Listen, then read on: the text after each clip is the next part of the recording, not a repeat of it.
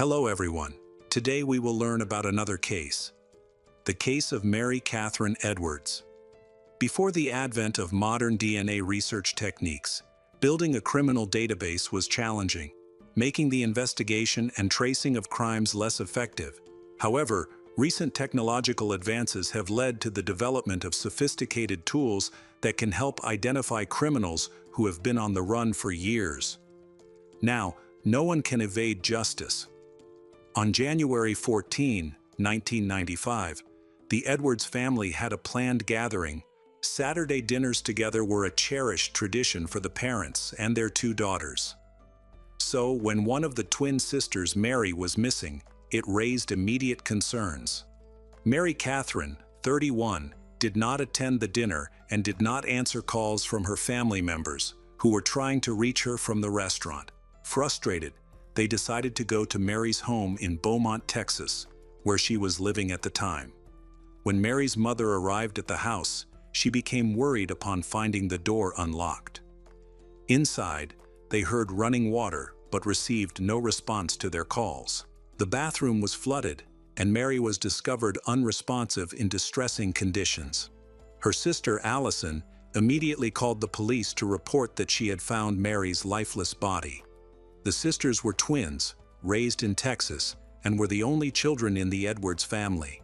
The loss of one was a devastating shock. They had always been inseparable, kind-hearted, and dedicated to helping others, especially children. After graduating high school, both sisters pursued careers as teachers and worked at the same school. They were so similar that students and faculty often confused them. At the time of her death, Mary was 31 years old and thriving in her career. Known for her bright personality, her murder sparked widespread outrage and anger. Mary was cherished by her students, many of whom felt a close bond with her. Hundreds of children, relatives, and friends attended her funeral, with many students mourning the loss of a woman who had been a vital source of support in their challenging lives. Some were in tears upon hearing the news of her passing. Parents urged detectives to take action against the criminal responsible for the brutal death of Mary. The community was horrified by the circumstances surrounding her death. Mary was found handcuffed in the bathroom, indicating that she had been abused. The bathtub was filled with blood, showing that she had fought back against her attacker, as evidenced by defensive wounds on her hands and body. Traces of the assault suggested that it occurred in her bedroom, where evidence was found on the bedding. Investigators suspected that Mary might have known her attacker, as there were no signs of forced entry into her home. The townspeople, who knew Mary well, cooperated with detectives, eager to identify the person responsible for such a horrific crime. Given the brutality and circumstances, detectives focused their investigation on her close acquaintances, believing there could be a personal motive. It was initially thought that Mary might have drowned, but an autopsy revealed that her lungs did not contain enough water, suggesting that water only entered her lungs after she had died. The true cause of death was asphyxiation, as indicated by distinct marks on her neck, and injuries suggesting she had been tightly restrained with great force until she could no longer resist. Forensic experts meticulously reconstructed the crime scene by examining the victim's house, starting with the bathroom and then moving to the bedroom. They collected a significant amount of evidence. The most alarming item found was the Smith & Wesson handcuffs that the victim had been restrained with, which resembled those used by police. This discovery left law enforcement officials confused, raising suspicions about whether someone connected to the police or a security worker might have had a personal relationship with the victim. The emotional impact of the case was deeply felt by everyone involved.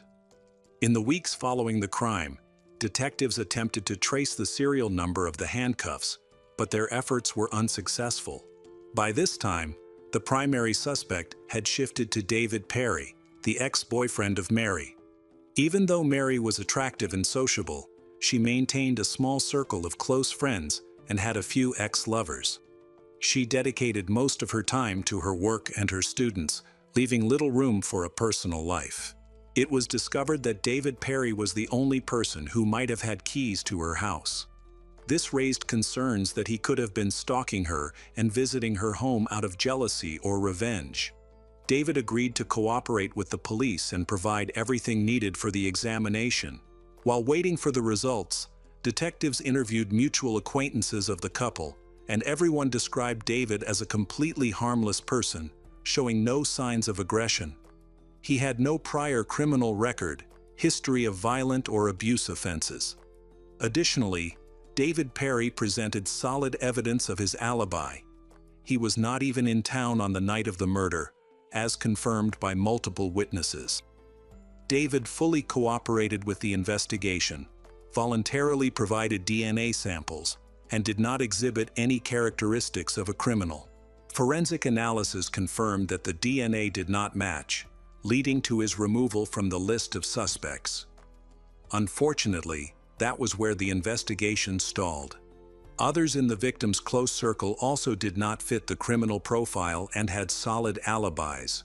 Although investigators had a lot of materials for analysis, the forensic technology at the time was insufficient to make further progress. The unsuccessful search continued for years. The situation changed significantly 23 years later, in 2018, with the introduction of a DNA analysis method that utilized genealogy. This method allowed investigators to find potential matches by examining relatives of the suspected. Law enforcement turned to the GEDmatch program, which collects DNA from Americans who voluntarily submit their samples, creating a large database. This database was instrumental in solving long-standing unsolved cases. When Detective Brandon Bess was advised to revisit the old cases, he immediately recalled the unsolved murder of Mary Edwards, which had troubled him for years. In April 2020, DNA samples from the scene related to Mary were sent to a lab at Othram for analysis. Here, many matches were found with the relatives of the killer. This marked the beginning of building a family tree related to the suspect. The number of names that needed analysis was overwhelming, totaling several thousand individuals. At this point, the detective's wife, who had a keen interest in genealogy, decided to assist with the investigation. She dedicated her free time to carefully examining matches from this extensive list. This task required precision, as each name needed to be evaluated accurately to ensure their efforts were worthwhile.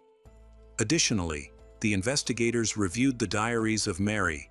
It was believed that the victim may have had an obsessive admirer who harmed her out of unrequited love.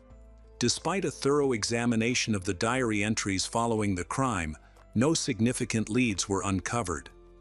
They then chose to cross-reference the names mentioned in the diaries with those in the genealogical records. During this process, the surname Lapointe began to come to light. The first identified relative of the murderer was Shara Lapointe. When contacted, Shara revealed that she is a well-known expert in genealogy and genetics. With decades of experience in her field, Shara had previously worked on challenging cases.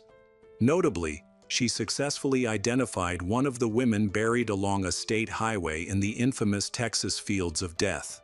Now, she was eager to apply her expertise to help solve other crimes, including the mystery surrounding Mary Edwards' death. She was prepared to assist with the investigation, even though it meant examining her own family members, which could lead to unsettling discoveries. As she began her analysis, she felt a sense of dread while checking the backgrounds of her own siblings, aware that the results might have serious implications. She needed to review about 7,500 names. Each individual on this list was examined slowly, requiring her to gather and process information about them and their relatives before either adding them to the family tree or discarding them. This process took several hours for each person. Over 3 months, detectives and Shara Lapointe devoted all their free time to searching for the criminal. Eventually, they found a promising lead, a couple living in Beaumont who matched the profile of the murderer's family. They have 2 sons who attended Forest Park High School, the same school Mary attended as a child. This led to 2 main suspects, Michael Foreman and Clayton Foreman. Michael did not match the age profile for the time of the crime. After checking, he was found to have no criminal record or history of aggressive behavior, so he was quickly ruled out as a suspect. Clayton's situation was different. He had known Mary Edwards from high school and was closer in age to her. Furthermore, he had a criminal record for abuse, making him a strong suspect. In 1981, a 19-year-old girl reported to the police that Clayton Foreman had tied her hands and abused her. The details of that crime were strikingly similar to the incident involving Mary that occurred nearly 15 years later, with the key difference being that the first victim survived. She had also attended Forest Park High School, while Clayton was a manager at that time. The incident was effectively concealed, leading to Clayton receiving a suspended sentence and a fine. At that time, there were no police databases containing DNA samples, and he was not required to provide any. This lack of evidence is why Clayton was not identified during the investigation into the death of Diana Coe, his girlfriend of 3 years, with whom he had been planning to marry. Although Diana described him as a nice guy, it seems she did not truly know him. Less than 3 months before their wedding, she discovered the details of his abuse charge, the suspended sentence, and the fine, prompting her to want to end their engagement. However, Clayton, a manipulative liar, convinced her that it was all a misunderstanding. He avoided discussing the issue but created a believable narrative. Diana, eager to believe him, prioritized her relationship over her safety, which turned out to be a mistake. They went ahead with the marriage despite warnings from her family. When Diana and Clayton were married for just over 11 years, Diana claimed that Clayton frequently lied about his significant financial issues. She also observed that he had an unusual obsession with police handcuffs and law enforcement tools, even hanging a pair of handcuffs from the rearview mirror of his car. By the time Mary was killed, Diana had already divorced Clayton. She recalled calling him in tears to share the news, but she was taken aback by his indifferent response. He continued the conversation as if nothing had happened and then hung up. It became evident that he was likely not overly concerned about the situation. He was probably connected to the events that had transpired. The suspect was now 60 years old and no longer lived in Beaumont. He had been located in a small town called Reynoldsburg, Ohio, which had a population of a few thousand. At that time, Clayton was working as a driver. Investigators were able to find his address and all necessary information. Now they needed to collect his DNA for analysis. They set up surveillance on the suspect's house. A local police officer even took his trash, which was sent to a forensic lab. DNA from Clayton was discovered on a beer bottle found in the garbage. The match was nearly 100%. A significant finding indicated that the investigation was nearly complete after all these years.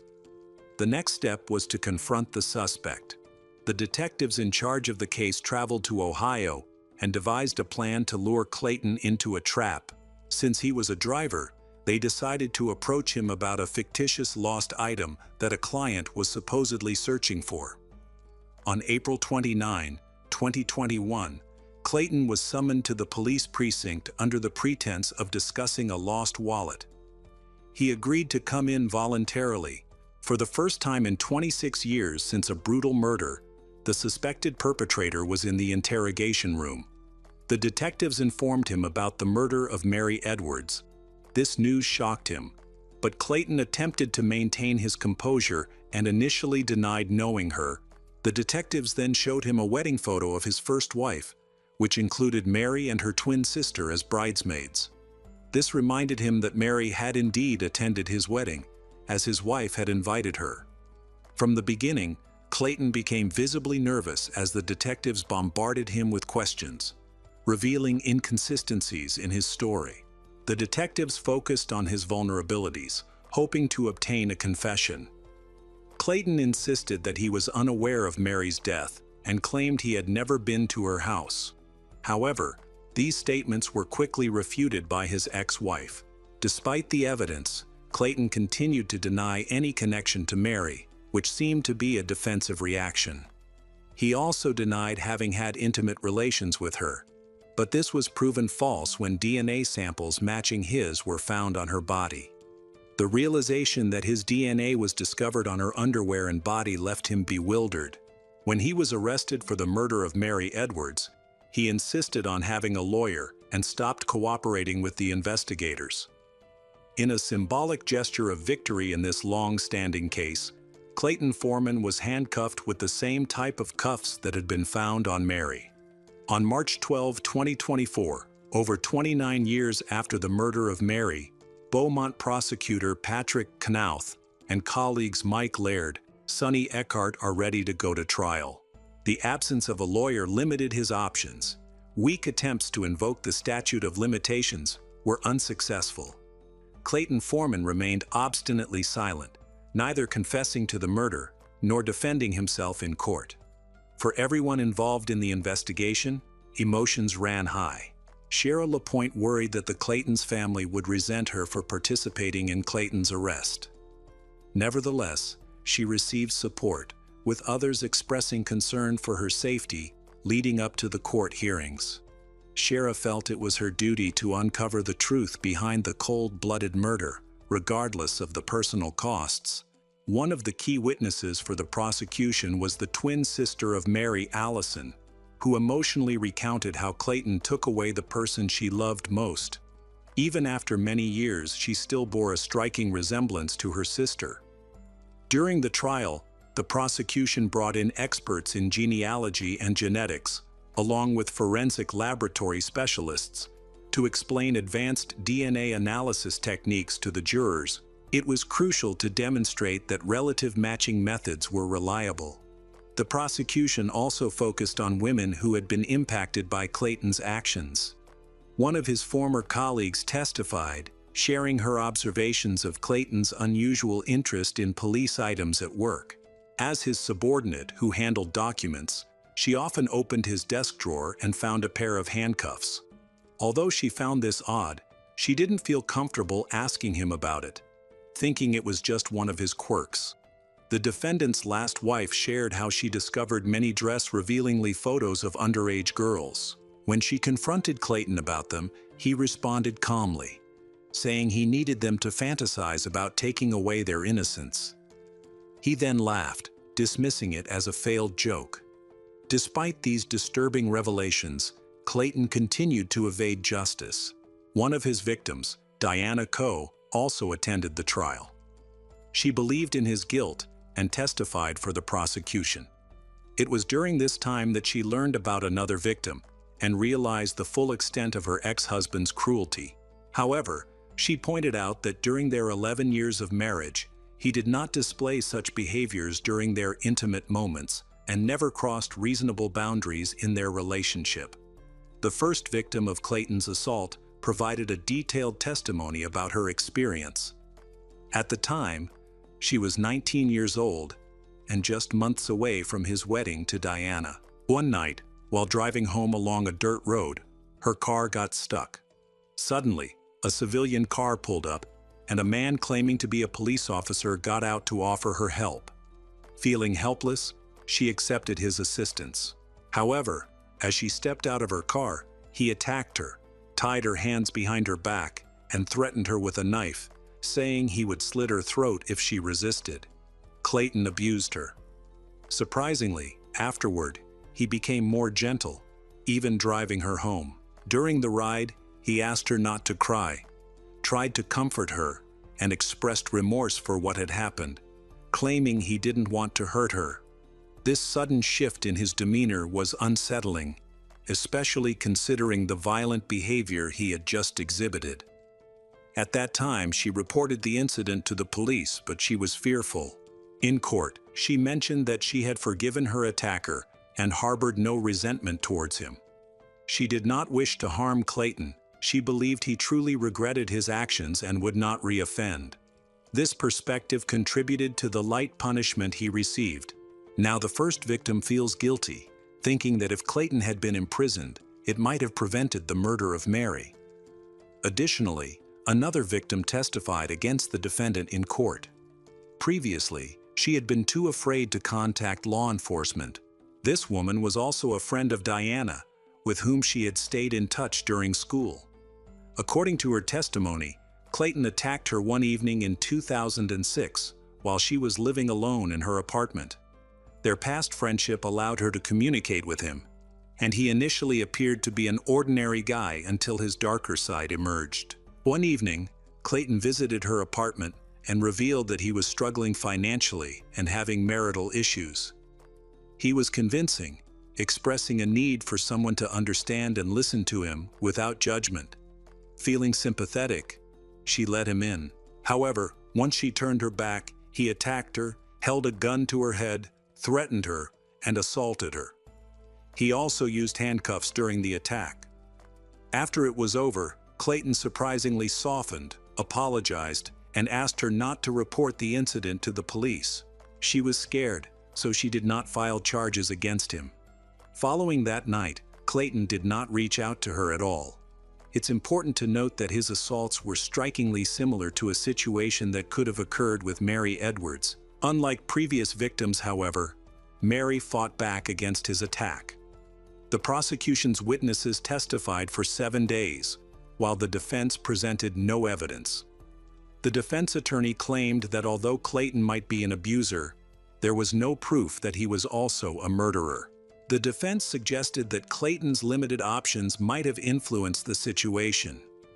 They acknowledged incidents involving other women, stating that Clayton typically did not act aggressively towards his wives, except for his fetish involving handcuffs.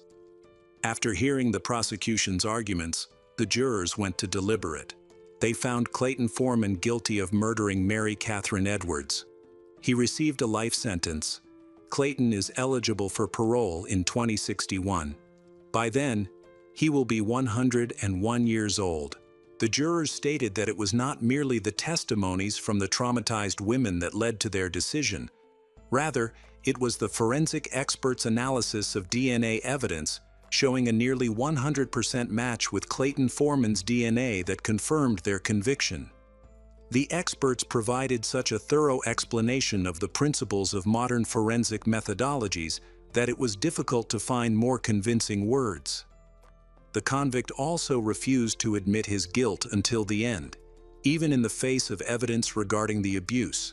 Naturally, against this background, he never revealed the details of his heinous crime.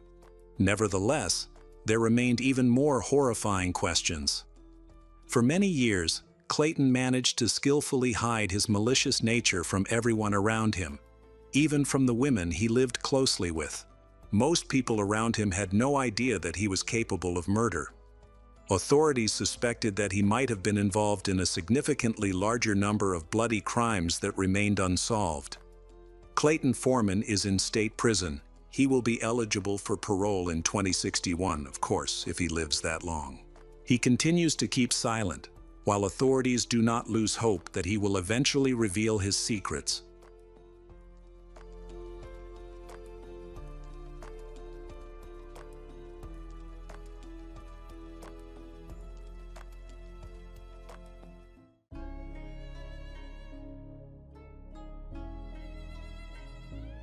Hello everyone, today we will learn about another case.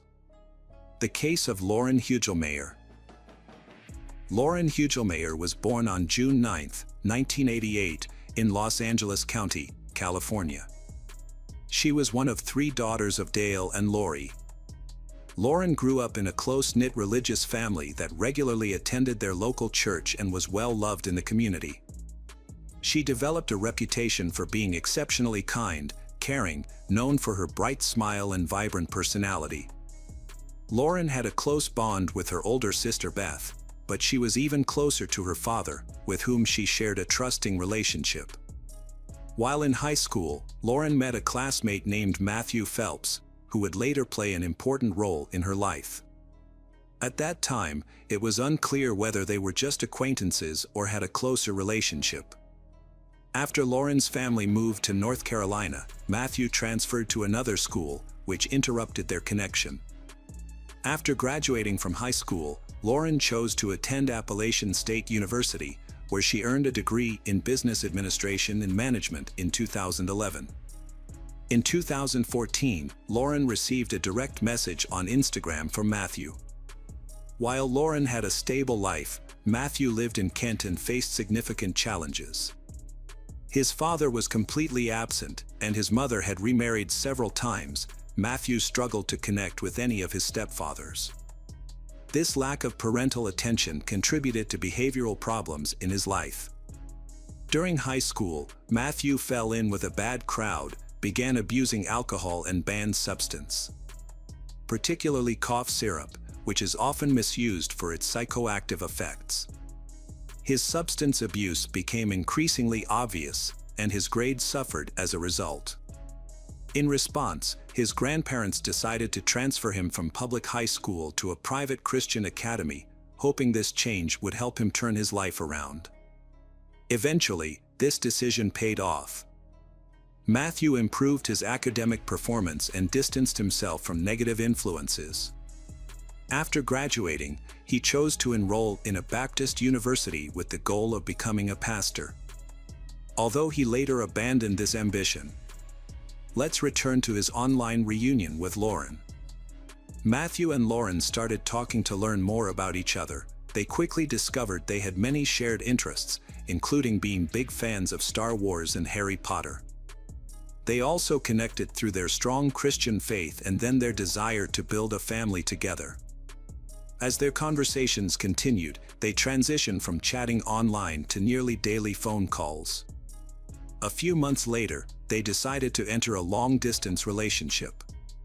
Their bond grew stronger, and Matthew made an effort to visit Lauren whenever possible. Eventually, he chose to move to North Carolina to be closer to her to deepen their relationship. Lauren was thrilled by this decision because she had always dreamed of finding someone with whom she could create a strong family. Most of Lauren's family welcomed Matthew, particularly her mother, who treated him like another son and tried to introduce him to the family. However, things were not as easy with Lauren's father, Dale. He seemed reluctant to accept Matthew as part of the family and often avoided him, though the reasons for this were unclear. It might have just been a feeling. Despite this, Lauren's family made efforts to help Matthew feel more comfortable, and they eventually invited him to a family dinner. That night, while playing games and talking, Matthew surprised everyone by confessing that he was married before he got into a relationship with Lauren, but his marriage had ended. He did not provide any reasons for his divorce, which raised concerns for Dale. Dale felt that Matthew's refusal to explain might indicate that he had done something wrong, making Dale worry about his daughter's future. However, Lauren and the rest of the family seemed unconcerned about this issue. It was puzzling because despite their strong traditional values, none of them questioned Matthew's honesty or character.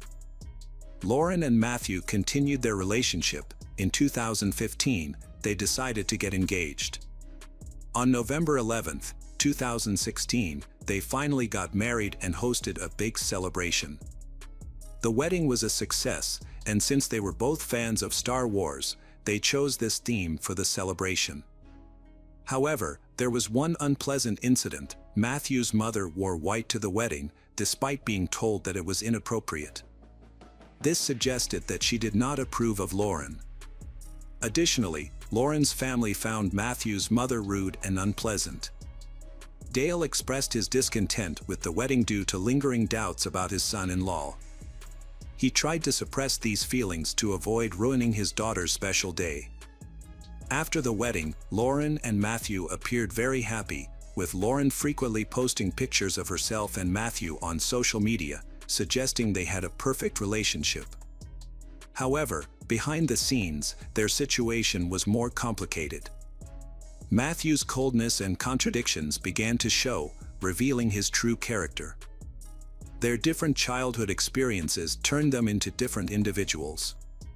They both had what could be said to be different views on life, so problems began to arise.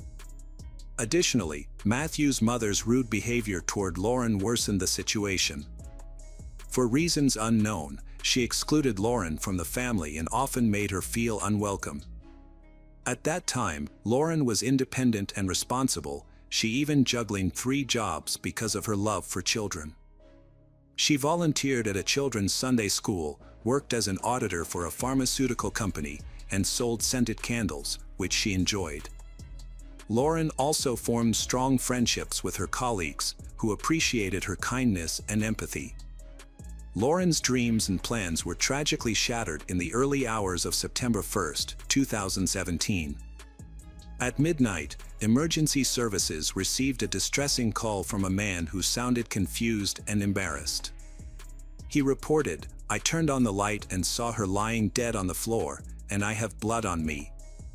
There's a bloody knife on the bed, and I think I did it. I can't believe it. I'm right next to her." This man was Lauren's husband, Matthew. Matthew claimed he couldn't remember anything. He explained that before going to bed, he had taken a lot of cough syrup, which he believed caused him to commit this terrible act. When the police arrived, they found that Lauren was still alive. They rushed her to the hospital. However, despite their efforts, she sadly succumbed to her injuries and blood loss before reaching the hospital. When investigators examined the scene, they noticed it appeared too orderly, almost as if it had been staged. The knife was neatly placed on the bed, and the syrup was prominently displayed on the table, matching the details provided in the emergency call. However, they were surprised to find very little blood on Matthew, only a few drops on his shirt and shoes. This led them to suspect that an attempt had been made to clean up the scene before the emergency was reported, indicating that something more complicated was happening. Police believe it was not an accident. Additionally, the police noted Matthew's unusual behavior. He appeared calm despite expressing sadness over his wife's death. This made Matthew the prime suspect in the case, and he was eventually arrested. Authorities confiscated mobile phones, computers, documents, and journals containing Matthew's notes for investigation. A blood sample was also taken for toxicology tests. Investigators faced the difficult task of informing Lauren's family about these developments, leaving them devastated. An autopsy revealed that Lauren had suffered 123 stab and cut wounds. This raised the question, could an over-the-counter cough syrup turn a loving husband into a murderer? The syrup contains two active ingredients. Some believe that taking it in high doses can lead to euphoria, agitation, psychosis, and destructive behavior. To address these concerns, the product's manufacturer issued a statement expressing condolences to Lauren's family while also confirming that there was no evidence linking the syrup to violent behavior. Additionally, toxicology tests on Matthew showed that, although the syrup was detected in his blood, the dosage was not high enough to impact his mental state. Therefore, his claim that he was intoxicated by syrup when he attacked his wife was dismissed. The investigators aimed to understand what led Matthew to commit this act, so they conducted a detailed investigation, gathering information from family and friends. They discovered that Lauren and Matthew's relationship was not as ideal as it appeared in photos. Shortly after their wedding, they began experiencing various issues. Lauren was very independent and hardworking. In contrast, Matthew had a different attitude toward work. He was not motivated to work and often struggled to find or keep a job. Whenever he started a new job, he would quickly quit without explanation. Additionally, Matthew had a problem with overspending, particularly on unnecessary items like game consoles, video games, and online gaming subscriptions. Lauren and Matthew had a savings account for a trip to Disney. However, Matthew spent all the money without Lauren's consent or knowledge, even taking money from her purse, which amounted to stealing. This behavior caused frequent arguments between them. His excessive spending led to financial problems, which the Hugelmayer family recognized. Their relationship became increasingly strained, so Lauren expressed to family and friends that she might leave if things didn't improve. When asked why she hadn't taken that step, she cited her religious belief that everyone can be redeemed if they have faith. This belief motivated her to give her marriage a chance, but in reality, she found it difficult to tolerate her husband's behavior. Friends of Lauren reported that Matthew was controlling and jealous.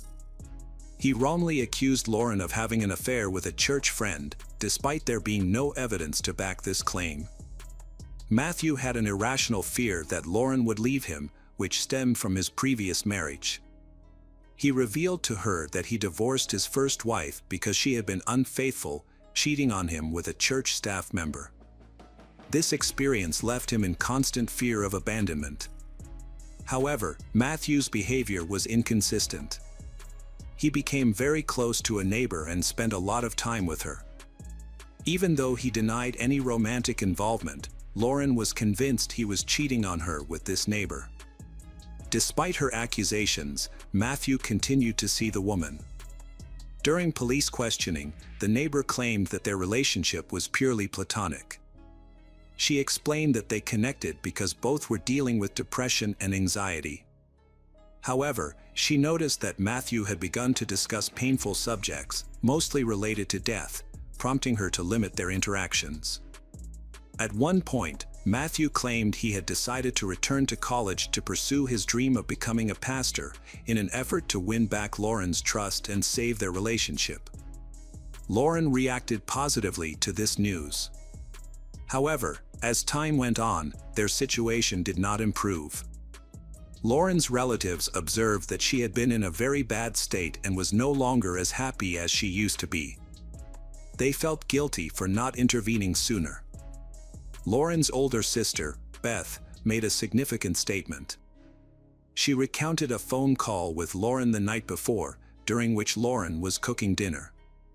During that call, the neighbor knocked on the door looking for Matthew. Without hesitation, Matthew left with the neighbor, leaving Lauren's dinner untouched. Beth expressed her frustration, saying she could no longer accept the situation and was convinced Matthew was cheating on Lauren, leading Lauren to decide to leave him. As the police gathered more evidence, the motive behind Lauren's death became clearer. The authorities conducted a detailed investigation of the apartment and confirmed their initial suspicions. Matthew had cleaned up before calling emergency services. Detectives also found what appeared to be an intimate diary of Matthew. This diary contained notes about his arguments with Lauren, his struggles with low self-esteem, and his feelings of insecurity in their marriage, especially since he knew her family had never accepted him. When experts examined Matthew's mobile phone, they discovered troubling search queries in his history. These included questions about the dangers of cough syrup and its effects on consciousness. This strongly suggested two things: first, that the attack was premeditated, and second, that Matthew was trying to mislead the authorities into thinking he was unaware of killing his wife while under the influence of the syrup. An important detail uncovered through Matthew's mobile phone revealed that just hours before he killed his wife, they had a heated argument through text messages and calls. Matthew claimed that Lauren accused him of cheating and expressed her desire to end their marriage, sufficient reason for a troubled mind to decide to kill his wife. Additionally, police discovered a secret Instagram account belonging to Matthew under. The profile picture featured a character from the movie American Psycho, which is about a serial killer. His posts were filled with screenshots from the movie, and he even shared photos of himself dressed as one of its characters. Moreover, his posts contained themes that were completely contrary to Christian values, despite his self-identification as a believer. The last post was made just days before Lauren's murder and included disturbing photos of himself with a caption that read, "Everyone thinks I'm a serial killer," along with the hashtag "I found an angel that needs to be killed." Matthew's friend shared that he once expressed a fascination with killing, suggesting that taking a life would be a true joy. This troubling revelation paints a stark picture of Matthew, especially in light of statements made by his first wife concerning their separation. She revealed that their relationship, initially filled with common interests, deteriorated after marriage. Matthew began to overspend and failed to contribute financially. More alarmingly, he became abusive, often pulling her out of bed, throwing her to the floor, and assaulting her during his rages. This behavior left she terrified, leading her to seek a divorce. Her experience closely mirrors that of Lauren. During the trial, the defense argued that Matthew was not in his right mind during the crime and was likely suffering from instability and depression, worsened by substance use. They presented letters from Matthew's friends and colleagues to the court, claiming that his actions were out of character and that he was not a violent person. The trial occurred in October 2018. Although Matthew initially pleaded not guilty, he later accepted a plea agreement. On October 5th, the judge found him guilty of first-degree involuntary manslaughter and sentenced him to life in prison without the possibility of parole. Lauren's family is still deeply affected by her absence and feels guilty for not stopping her relationship. To honor her memory, they created a foundation focused on raising awareness about abusive relationships and domestic violence.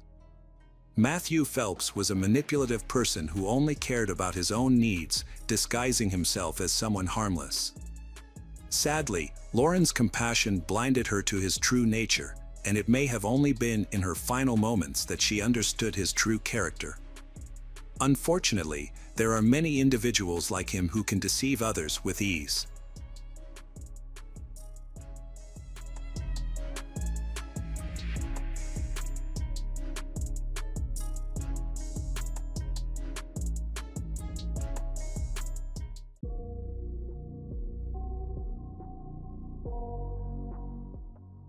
Hello everyone, today we will learn about another case.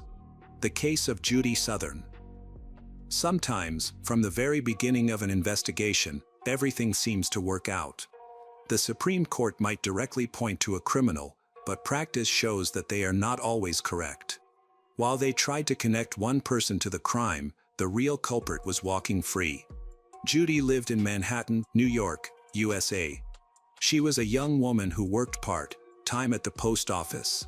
She always focused more on family and children than on career success. However, she wanted to get an education. Therefore, after graduating from high school, she entered college and successfully graduated. During this period, she met Alan Southern. They began a relationship and then got married. Judy and Alan lived together for more than 6 years. They raised a child together. From the outside, it seemed that everything was fine in their family, until one day that destroyed the entire family idyll.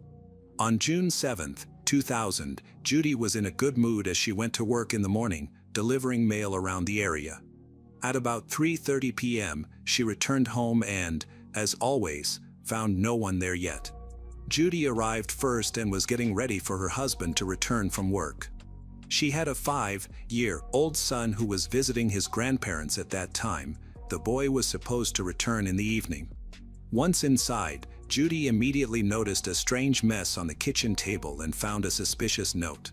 She remembered that no one was there when she left for work. No one from the household could have come and left a message. Her husband was at work and never showed up during the day. Judy didn't have time to figure it all out, began to read the note, which turned out to have quite disturbing content.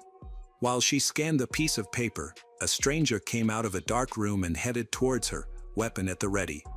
Without warning, he attacked her twice. The first bullet missed, but the second hit Judy in the lower abdomen. She fell to the floor and screamed in pain, losing consciousness. When she came to her senses, the attacker was nowhere to be seen. Judy barely reached the phone and tried to call her husband for help. But the phone was not working. She wanted to get to her mobile phone but could not remember where she left it.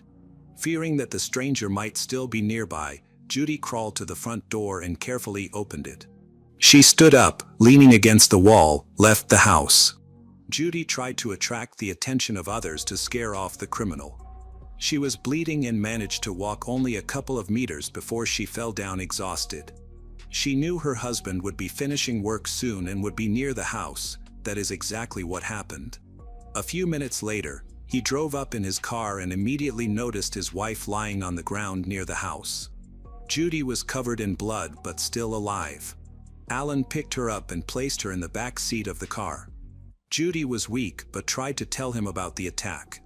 She pointed to the courtyard, but her husband still didn't understand what she wanted. There was no time to figure it out. Alan realized his wife's condition could be critical.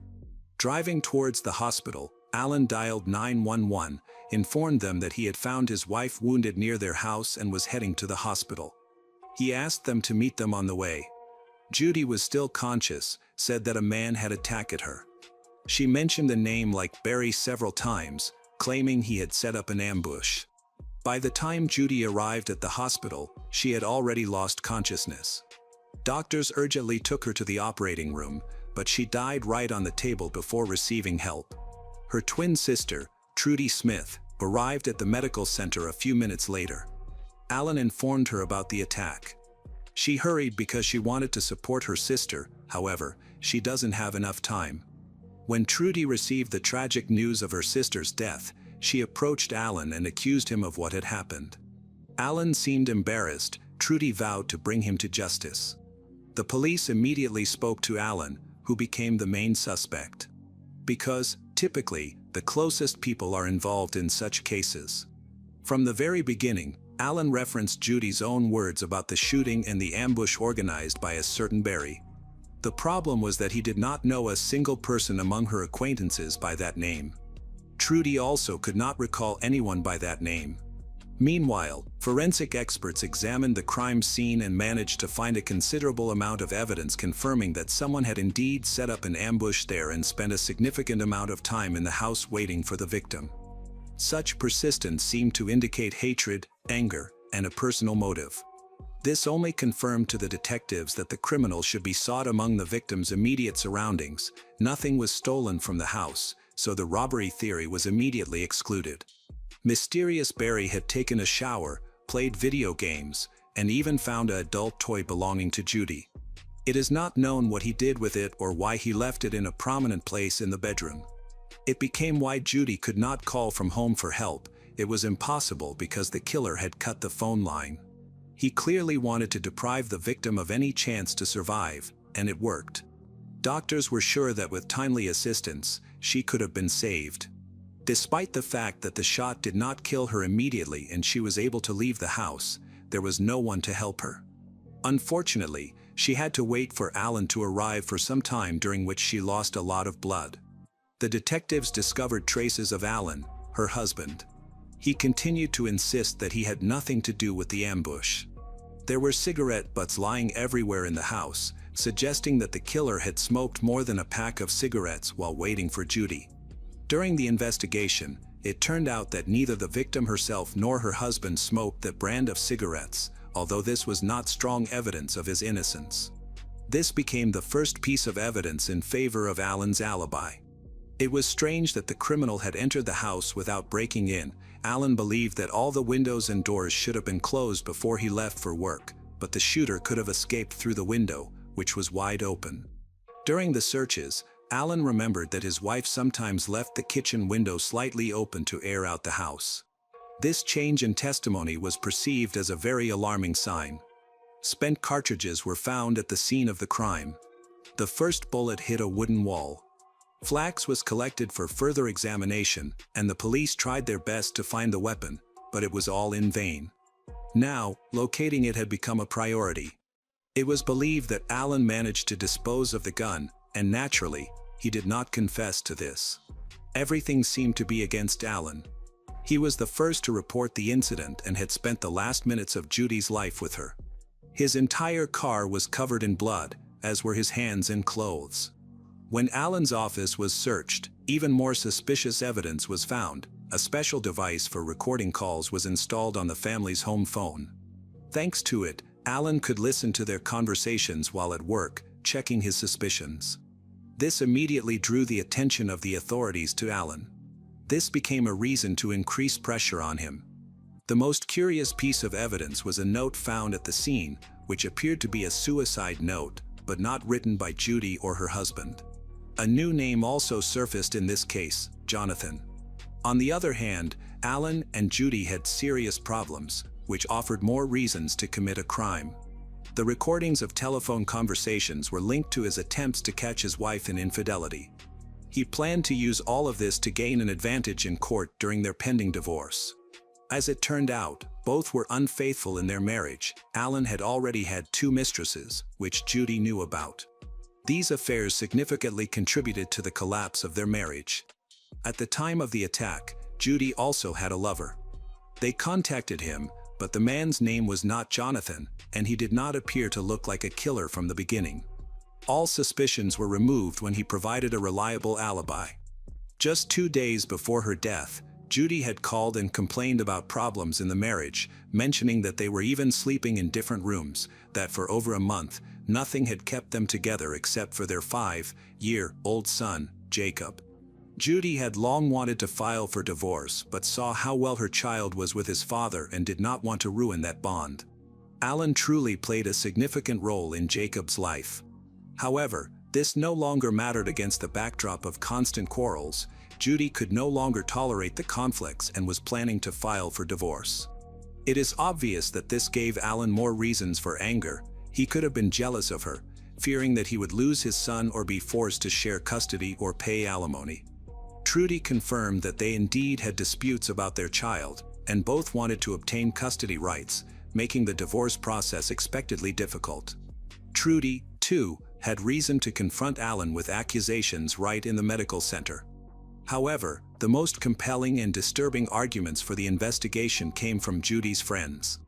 Everyone knew that Judy had serious marital problems, but the situation was worse than it seemed. Judy had repeatedly stated that if something happened to her, Alan would definitely be guilty.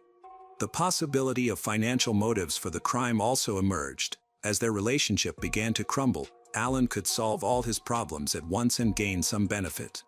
This turned out to be true because a life insurance policy for Judy was found during the investigation, with her husband and son as the beneficiaries. Of course, Alan denied everything. He was interrogated for hours, but he insisted that under no circumstances would he kill the mother of his child. He claimed that he loved his son too much to deprive him of the most valuable person in his son's life. According to the investigation, there was not enough evidence to bring charges. More material evidence was needed. At a minimum, it was necessary to wait for the results of all the examinations. Contrary to the detectives' expectations, doubts about the correctness of the choice of the main suspect arose with the first reports. The note found in the courtyard of the Southern house, identified as a suicide note, was signed by a certain Jonathan. However, the handwriting was not very legible, and the note itself was slightly contaminated with the blood of Judy. Complicating matters, it was clear that the note was addressed to a woman named Melanie and the letter was addressed to my wife, Melanie. At first, this confusion deepened because Melanie Southern did not exist, but there were other details in the letter, including an address that matched with Melanie Binney. This young woman lived at the location indicated in the note. She had a daughter and a husband named Jonathan Binney. The Binney family home was located approximately 5 kilometers from the ambush site where Judy was found. When the police checked Jonathan Binney in their database, it turned out that he fit the profile of the killer, as he had previously encountered problems with the law. Until recently, Jonathan had committed only minor offenses, but he was now under investigation for something far more serious. Shortly before Judy's death, he had abused his 3-month-old daughter. Initially, detectives believed that this note could have been written by Alan to mislead them and remove suspicion from himself. However, this clue needed proper analysis. In the suicide letter, Jonathan indicated that he wanted to leave this life voluntarily because he could not imagine being imprisoned for abusing a child. This all appeared suspicious when the detectives arrived at his house, where they found only his wife, Melanie. She admitted that he had not lived there since her statement about the child abuse case. Melanie was very angry with Jonathan. When she found out what happened to the Southern family, she was shocked because, in her opinion, Jonathan did not look like a killer, although she was no longer sure of anything. She was amazed at how close she had let a true madman, capable of such atrocities, into her life. She told the police where Jonathan could be, and the detectives arrived at the specified address. But even there, the suspect could not be found. Investigators contacted his close friends, but they also did not know where he could be. In the media, an alert was issued that a dangerous criminal was on the run, and they believed he could not have gone far. Additionally, considering the suicide note, they expected to find his lifeless body sooner. Tracking him down, The police used K-9 units with specially trained dogs and aerial support from police helicopters. The search took nearly a day until finally the dogs led the police to the basement of a house. There, Jonathan was found lying on the floor, shirtless, with 6 nicotine patches stuck to his chest. He was alive. The man told the police that he had attempted to take his own life by overdosing on nicotine. This was probably meant to convince everyone that he felt remorseful. Jonathan did not resist when he was arrested. He even seemed a little glad that it was all finally over. At the time of the crime, Jonathan Binney was 26 years old. His behavior raised doubts about his mental stability. Some suspected he might have mental issues. However, a psychiatric examination indicated that he was aware of his actions both during and after the crime. This led investigators to suspect that he was merely trying to elicit sympathy with his threats. Melanie provided detectives with writing samples that were analyzed by a handwriting expert. The expert found several significant characteristics that distinguished Jonathan's handwriting. He noted the similarity in the spelling of the lowercase g and f in the suicide note and in the samples. According to the analysis, there was almost a 100% probability that this letter was written by Jonathan himself. After this conclusion, the case against Allen began to collapse. Prior to Jonathan's arrest, the police had offered Allen a polygraph test. He agreed and passed with flying colors, which should have strengthened their confidence in his innocence, but they did not want to let him go. Allen was kept under suspicion until Jonathan confessed to attacking Judy, making it clear that Allen had no involvement in the crime. Allen was subsequently released. Another key piece of evidence was the DNA found on the toy in the house. The expert used dozens of filters to collect particles of saliva and skin from the killer, which also matched Jonathan's profile. This linked him to the crime scene. The day before Jonathan was arrested, the police found a 9mm handgun, a significant discovery. Despite a thorough search, they did not find this 9mm handgun registered to Allen. The gun was later confiscated and examined, but ballistics tests showed that it was not the weapon used to kill Judy. However, a dog team found another gun of the appropriate caliber in the woods near the house. Ballistics experts were now able to compare the bullets, cartridges, and guns. Tests were conducted. The markings on the bullets were then compared to objects from the scene of the massacre. The tests allowed investigators to prove that Judy was shot with this pistol. Fingerprints were found on the handle of the pistol, which also led to the arrest of a child abuser, Jonathan. During the search of Jonathan's house, police managed to find 9mm Cobra cartridges for a concealed carry pistol on the body under his clothing, as well as other evidence. All this confirmed that Jonathan was the weapon's owner. Melanie also told the police that he always carried a weapon with him, which he bought for self-defense. However, this had little effect on the situation with Allen. Even after that, he still looked suspicious. There were too many doubts against him because of the existing motive. Therefore, his status changed. It was now believed that he did not kill his wife with his own hands but became the mastermind behind the murder, using Jonathan as the executor.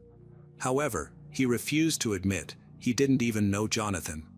The theory that Allen hired Jonathan to kill his wife was also carefully investigated for a long time.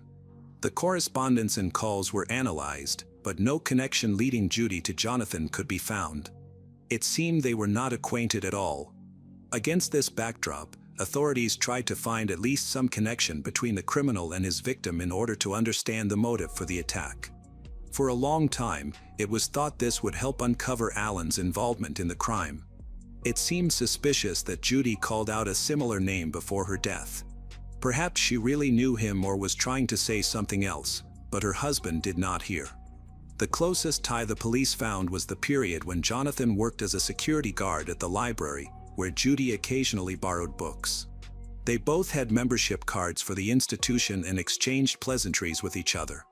However, when questioned, the employees of the library could not remember any incidents involving Jonathan. The staff described Jonathan as a somewhat strange young man. While he worked as a security guard, he had no problems in his service record, at least none were known at his workplace. In fact, during this period, Jonathan had only minor offenses. When they questioned him about his job at the library, he could not recall anything that might connect him to Judy. Eventually, the detectives were forced to admit that this murder was a spontaneous act of aggression against an unknown person and a coincidence with Alan. All suspicions against Alan were dismissed. Jonathan was not familiar with Judy Southern. The choice of victim was random. He was merely driving around the city on his moped, looking for a suitable house to ambush. The Southern house seemed ideal to him, primarily because he spotted an open window that allowed for easy entry. Once inside the house, Jonathan clearly envisioned his actions. He had no specific target and was prepared to shoot whomever entered first, aiming to harm an innocent person. He smoked to ease his nerves. When it became he'd have to wait, he played video games and rummaged through the rooms. He never commented on Judy's abandoned adult toy. When Jonathan discovered that Judy had a husband and a 5-year-old son at the time, he claimed he would have shot any of them without discrimination or hesitation, even a child, if they had entered the house. Jonathan also confessed to abusing a 3-month-old child. Due to the ongoing investigation, he later told the authorities that he did not want to go to jail for child abuse, especially considering the familial ties and age of the victim. He was aware of how badly prisoners with such convictions were treated and described in detail the suffering caused by his fear of incarceration. Therefore, he sought a way to remedy the situation. Jonathan decided to go to jail as a murderer. He likely did not realize that he would be tried for both crimes and face 2 sentences, making it impossible to entirely hide his dark past. While in the ambush house, Jonathan altered his plan and decided to take his own life after committing the murder, so he didn't particularly care about leaving evidence. With these thoughts, he even wrote a suicide note. He spent several days behind bars and eventually told the police, without waiting for his lawyer, that he wanted to officially plead guilty to Judy's murder. Jonathan was not planning to deny his guilt regarding the abuse of a 3-month-old. His conscience was eating away at him, and he was ready to talk to detectives again. The entire local community was shocked by what had happened, especially Melanie, who had already suffered greatly. The media eagerly reported that a 3-month-old baby had been abused by her own father. Authorities feared public unrest and felt compelled to provide increased protection for the criminal.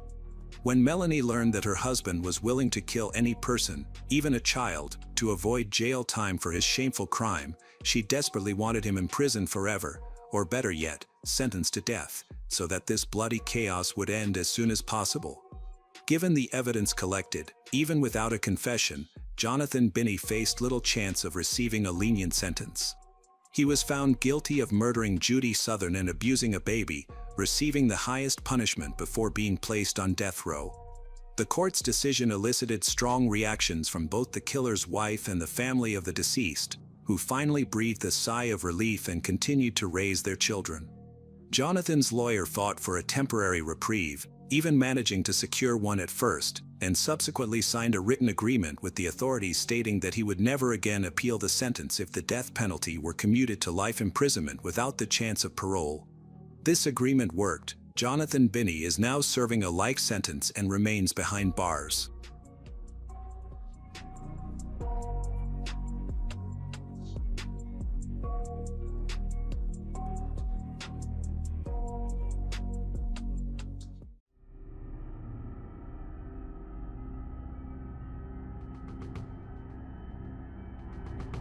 In the summer of 1990, in a sleepy Wisconsin town, Barrett Beck, an 18-year-old girl with musical dreams and aspirations, embarked on her first trip, a seemingly open door to the future, but just hours after leaving her family, Barrett disappeared in broad daylight. Her van was found with unusual markings, a torn red shirt, and an irreplaceable void in the hearts of her loved ones. When her body was found more than a month later, strangled and dumped in a deserted ditch, the small community was plunged into fear and obsession. Who extinguished that bright light? Who robbed a gentle, talented, and hopeful girl of her future? Why does a case that seems clear-cut become murky, when clues and suspects keep changing, and justice is delayed for decades?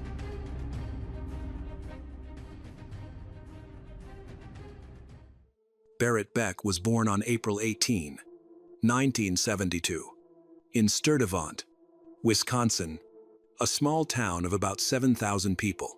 She had a younger brother named Ben. Everyone remarked that Barrett was intelligent, talented, and had loved music since childhood. This passion grew even stronger as she turned 18. Barrett dreamed of pursuing a career in the creative field. In high school, her talent was evident. She played the violin, piano, and many other instruments, and sang very well. In the summer of 1989, she toured the United States with a Christian band. Besides, faith is an important part of her life. In high school, Barrett dated Curtis. He proposed, but she felt it was too early because she wanted to prioritize her studies and career. They agreed to take it slow, at least until they graduated from college. But they were still engaged and things were going well. Barrett had chosen a college and aimed to become financially independent from her parents. She was ambitious and didn't want the typical teen jobs. Even without a degree, she set her sights higher. Instead of working as a waitress or store clerk, she decided to seek a secretarial position at a construction company. She found the job by chance and felt confident because of her strong computer skills. She signed up for an interview and quickly impressed the manager. Despite not having any qualifications, she was hired on the condition that she attend a 3-day computer training course for new employees. This was a job with good salary and promising opportunity, so she decided to join. The training was in Appleton, about 150 kilometers away. Barrett asked her family for help, but no one could accompany her. Her mother was recovering from an injury. Her father was working and caring for her mother. Her brother was too young, and her fiancé, Curtis, couldn't get time off. Barrett saw this as a challenge rather than a setback. She didn't want to miss the chance to land a better job and improve her finances. So she decided to make the trip alone. It would be her first long-distance trip without someone accompanying her, and she was understandably nervous. Barrett prepared carefully for the seminar scheduled for July 17, 1990. She packed meticulously, made a list of essentials, and got her two-tone 1987 phone ready, including adding a roof rack. It was a popular, comfortable, and practical vehicle at the time. On July 17, she woke early, double-checked everything, said goodbye to her family, and drove to Curtis's house to see him before leaving town. After spending some time together, she set off. Her first stop was in Fond du Lac, about 100 kilometers away. She visited a large shopping center, bought cosmetics and travel items, including a whitening kit, and left the receipt in her van. This was around 11 o'clock a.m. Trouble began when she didn't arrive in Appleton at the scheduled time. The supervisor who had interviewed her and was expecting her at the training session noticed her absence. At first, she assumed Barrett was simply running late. Since cell phones were not common at the time, the supervisor could not contact Barrett directly, so she called the phone number Barrett had provided to her family. When the supervisor contacted Barrett's parents, they were confused and worried. They said they had seen her off early that morning and were waiting for her to call upon arrival. They assumed her silence was due to travel delays or a busy schedule, not realizing something more serious might have happened. Barrett's mother, Diane, was recovering from a snowmobile accident and couldn't go looking for her herself, but she was extremely worried and couldn't sit still. She called Barrett's boyfriend, Curtis, and learned that Barrett had left him some time ago. She then contacted all of Barrett's friends, but none knew where she was. Barrett's father decided to act. He put Diane in the car and drove to Appleton. There, he confirmed that Barrett had never arrived and hadn't checked into the hotel room he'd reserved for her. At that point, it was clear something was wrong. The parents knew that Barrett was a responsible person, took her job very seriously, and was on her way to an important event that had a significant impact on her future. They immediately started searching and called the police. The police do not use the excuse of waiting 24 hours. They recognized the seriousness of the situation and acted immediately. They organized multiple search parties. The number of volunteers quickly increased. Barrett's family was devastated and offered a substantial reward for information: $75,000. They hoped it would help bring her home alive. Instead, it triggered a flood of false tips. Rumors spread. Calls poured in, and investigators lost precious time following leads that went nowhere.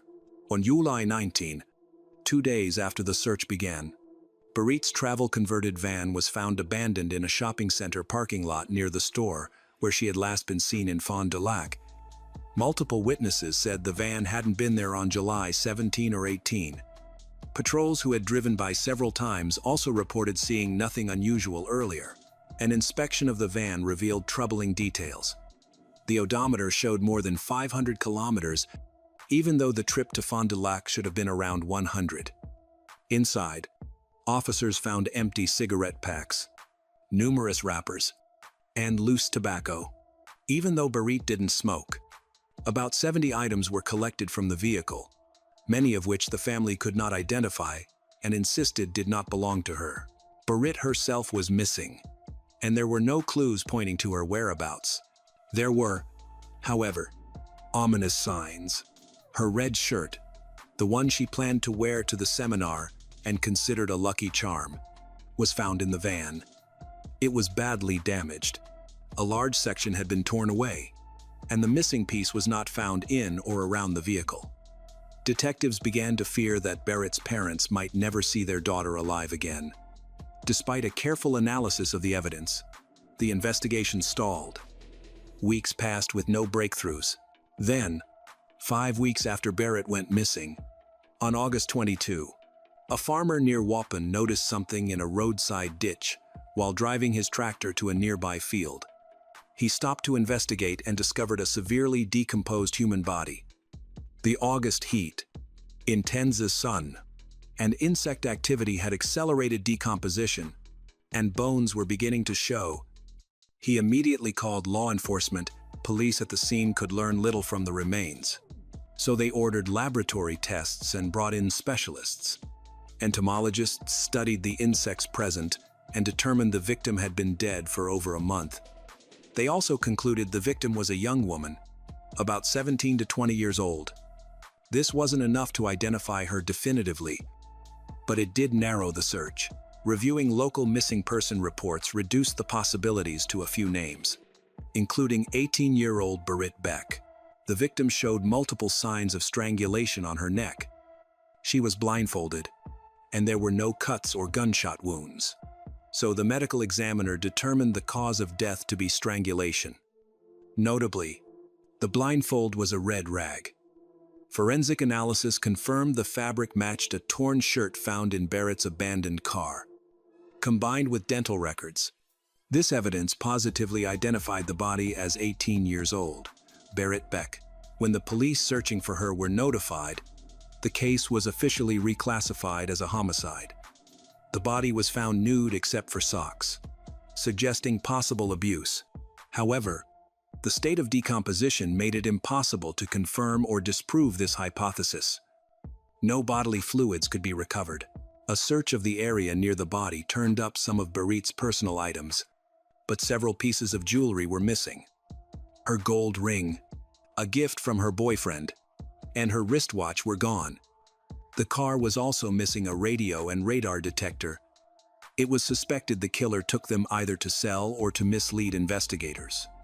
After a thorough examination of the car, police found the ring under the floor mat on the driver's side. The rest of the items were still missing. Investigators compiled detailed descriptions of the missing items and canvassed pawn shops near where the body was found and in nearby suburbs. New leads emerged. No one recognized the items. The investigation pressed on. The geography complicated matters. The distance between the body and the abandoned van spanned tens of kilometers. Yet the van's high mileage suggested the killer drove much farther. No fingerprints were found on the steering wheel or gear shift. They had been wiped clean, indicating the killer deliberately removed traces. Other evidence left in the van might have contained the killer's DNA, but attempts to develop a profile failed. The samples were too limited for 1,990 seconds forensic methods. Eventually, the county sheriff took personal charge of the case. He was struck by the van's mileage and tried to reconstruct Barrett's movements. The van was bright and outfitted with extra equipment, making it theoretically noticeable, but the model was common. Moreover, traffic camera systems were hardly common at the time, so this line of investigation reached a dead end.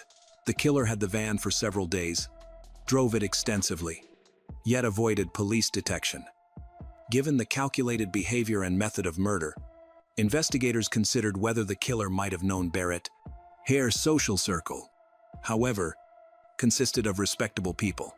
Barrett was intelligent, law-abiding, and had no bad habits. The last person to see her alive was her boyfriend, Curtis, so he was scrutinized, more from a lack of other leads than real suspicion. Curtis immediately maintained his innocence, cooperated fully, and took a polygraph. He was quickly cleared. He had a strong alibi, having remained in the city and at work for the days following his meeting with Barrett. He could not have traveled the roughly 500 kilometers associated with her disappearance. Investigators then turned to men with criminal records living in Fond du Lac at the time. Their prime suspect became a local career criminal named Craig Rohn, known in criminal circles as Psycho for his explosive temper and poor impulse control. The erratic young man had a lengthy criminal record. Craig drew law enforcement's attention because he was known for stealing cars and committing armed robberies. While Barrett wasn't physically assaulted, her car was used for an extended period. Around the time Barrett drove to a work event, Craig was seen in the Fond du Lac area. In the winter of 1991, detectives searched Craig's property under a warrant. From the start, Craig was uncooperative. He denied any involvement in the car theft and Barrett's death, refused to provide an alibi, and refused to take a polygraph test. Craig insisted the investigation was a setup and that he was being made a scapegoat. Still, searches of his home and car turned up no evidence linking him to the crimes. Despite this, detectives remained convinced of his guilt and focused on building a case against him. Police records show that Craig had serious behavioral problems from his teenage years, including running away from home, taking banned substances, and getting involved in the underworld. He dropped out of school, began stealing cars, and later added robberies to his offenses. Eventually, he received his first prison sentence. By the 1,990 seconds, Craig had a lengthy rap sheet and multiple stints in prison. He had a reputation as a career criminal who lived off illegal activity. People close to him believed he was capable of any crime, even murder. However, he had no known history of violence against women. Investigators still considered him dangerous and suspected he could kill without remorse, so they tried to link him to Barrett's disappearance. They believed the lack of evidence was due to his experience. He knew what to eliminate and how to avoid leaving traces. There were reasons for suspicion. Around the time of Barrett's abduction, Craig was staying at a motel near the Fond du Lac shopping center. Still, the evidence was circumstantial, and prosecutors couldn't charge him with Barrett's murder. A short time later, Craig was arrested on unrelated charges and sent to federal prison. This eased concerns about public safety while the investigation continued. A police informant, Tim Amundsen, then deepened suspicion by claiming Craig had confessed to the murder and even shown him Barrett's body. According to Tim, the body was left in the stolen van for nearly a day before Craig disposed of it outside the city. Yet the longer detectives worked the case, the clearer it became. There was no solid evidence tying Craig to the crime. They decided not to prosecute him in connection with Barrett's murder. That decision proved sound. Tim later recanted, admitting he had fabricated the story. Tim said he despised Craig and wanted him imprisoned long-term to prevent future harm. Tim's account was based on details from detectives and TV reports. He even failed a polygraph, confirming he was lying. Detectives then reviewed physical evidence and found 12 fingerprints on items in Barrett's car. The tests showed that they did not belong to Barrett or anyone close to her, and they did not match against police databases. Importantly, they did not match Craig either. Even after Craig was imprisoned on unrelated charges, investigators kept monitoring him. Despite no matching fingerprints, detectives have not given up on the theory that he killed Barrett. For years, there were no leads. Only in 2013 did the 1990 case come back to life, when a new cold case team was formed. A new detective joined the team and was given the first task: to collect all of Barrett Beck's documents and artifacts from the archives, digitize them, and review them. In February 2014, the investigation finally produced a breakthrough. An analyst at the Wisconsin State Crime Lab re-examined evidence from the van and discovered 9 previously unidentified fingerprints on 5 items, including a Burger King cup. In addition, police found a manual from the company where Barrett was planning to work, a teeth whitening kit she had purchased at a Fond du Lac supermarket, and cigarette and candy wrappers. All were sent for analysis and compared to a database. The initial hope was slim, but then the results came. All 9 fingerprints belonged to the same person in the database: Dennis Brantner, 61, a truck driver in Kenosha. Just before Barrett went missing, he repaired the stove in her family's home, thus linking him to the family and possibly to she. Detectives then reviewed his criminal history. His first arrest was in 1994 for assaulting, kidnapping, and beating his second wife. By then, many people had already noticed his volatile, manipulative behavior toward women. One co-worker even remembered Dennis saying he wanted to kidnap, abuse, and kill a woman. With this information, detectives searched his Kenosha home in 2014 with a search warrant, hoping to find missing items from Barrett's truck that the killer may have kept as trophies. Nothing from the van was found, which was not surprising given the time that had passed. However, investigators seized a computer, storage devices, a photo album, and several discs for analysis. Later that year, Dennis was brought in for questioning. He initially claimed he didn't know who Barrett was and insisted he was innocent. When informed that his fingerprints matched evidence from the van, his demeanor changed. He immediately said he hadn't killed her, suggesting he knew more than he admitted. Despite this, the first interview did not yield a confession, and he was released. His erratic behavior only deepened investigators' suspicions, but they still needed physical evidence. On March 27, 2015, Dennis was arrested and charged with first-degree murder in the death of Barrett Beck, drawing national attention. Barrett's family remained skeptical. For 25 years, his name had never been mentioned as a suspect. Barrett's family knew him, believed he was harmless and unlikely to attack Barrett. They also believed the police had the wrong man. Nevertheless, the trial began in June 2016. As the trial progressed, Dennis's parents and brother became increasingly convinced that he was guilty. The prosecution relied on fingerprints, the only direct evidence, and a slew of circumstantial evidence, including the suspect's cigarettes and cigarette butts found in the abandoned truck. They also presented witness statements and accounts of the man's disturbing past behavior, suggesting a pattern of cruelty and control toward women. The defense countered that the case was weak and largely circumstantial, emphasizing omitted details, most notably that some DNA samples from the truck did not match Dennis. The defense sought to introduce a previous suspect, Craig Crone, but the judge barred any mention of him during the hearing. Barrett's family and her boyfriend, Curtis, testified emotionally about their lives since her murder. Still, after 3 weeks of testimony, the jury could not reach a verdict, and a mistrial was declared. A retrial was ordered in January 2017. At the retrial, the evidence was largely unchanged, and both sides appeared to have a viable path to victory. On his attorney's advice, Dennis pleaded guilty to negligent homicide in February 2018, though he refused to provide full details to substantiate his account. At the time, Dennis was 64. Sentencing followed state laws from the 1992nd, which capped the penalty at 10 years. He received the maximum on March 1, 2018. He had already served 3 years in pretrial detention, which counted toward his sentence, and he remained eligible for parole. In the best case, he could be released around age 75. He is currently incarcerated. After the sentencing, Barrett's family spoke to the press, expressing deep dissatisfaction. They noted that the original charges could have carried more than 5 years and felt the final sentence was too lenient.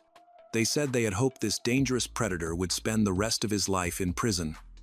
As it stands, Dennis could eventually regain his freedom and, in their view, pose a risk to others.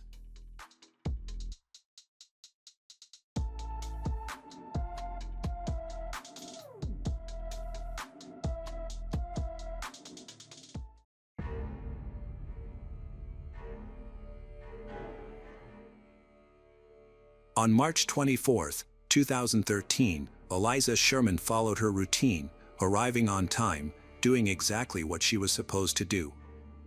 She stood outside, waiting, just as she had been instructed. Nothing seemed wrong. Nothing seemed out of place. But why was she told to wait outside, at that exact location, at that precise moment? Minutes later, Eliza was found in a nearby alley, fatally stabbed. No robbery. No witnesses. No clear suspect. So what really happened in those few missing minutes? Was this a random act of violence in broad daylight, or was Eliza deliberately placed there by someone who knew her schedule? And if this wasn't random, then the most disturbing question isn't just who killed her, it's who made sure she would be there.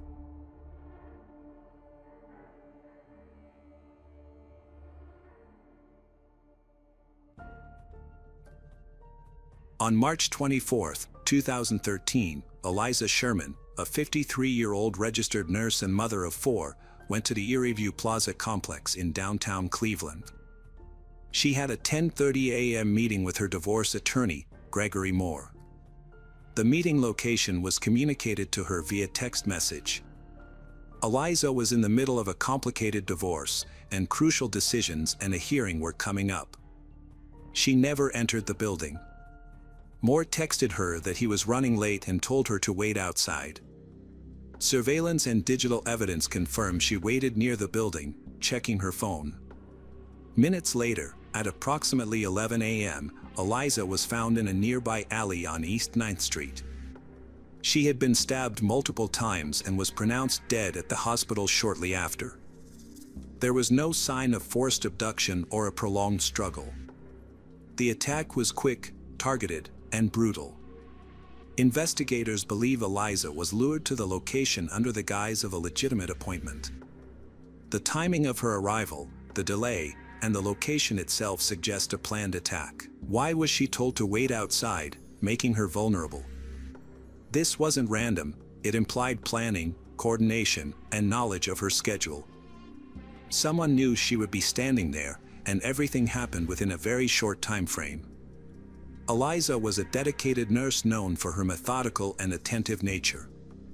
She was rebuilding her life as she navigated the final stages of her divorce. Court records indicate there were financial and personal disputes that remained unresolved. Despite the divorce, her children were central to her life. She was described as protective and steady.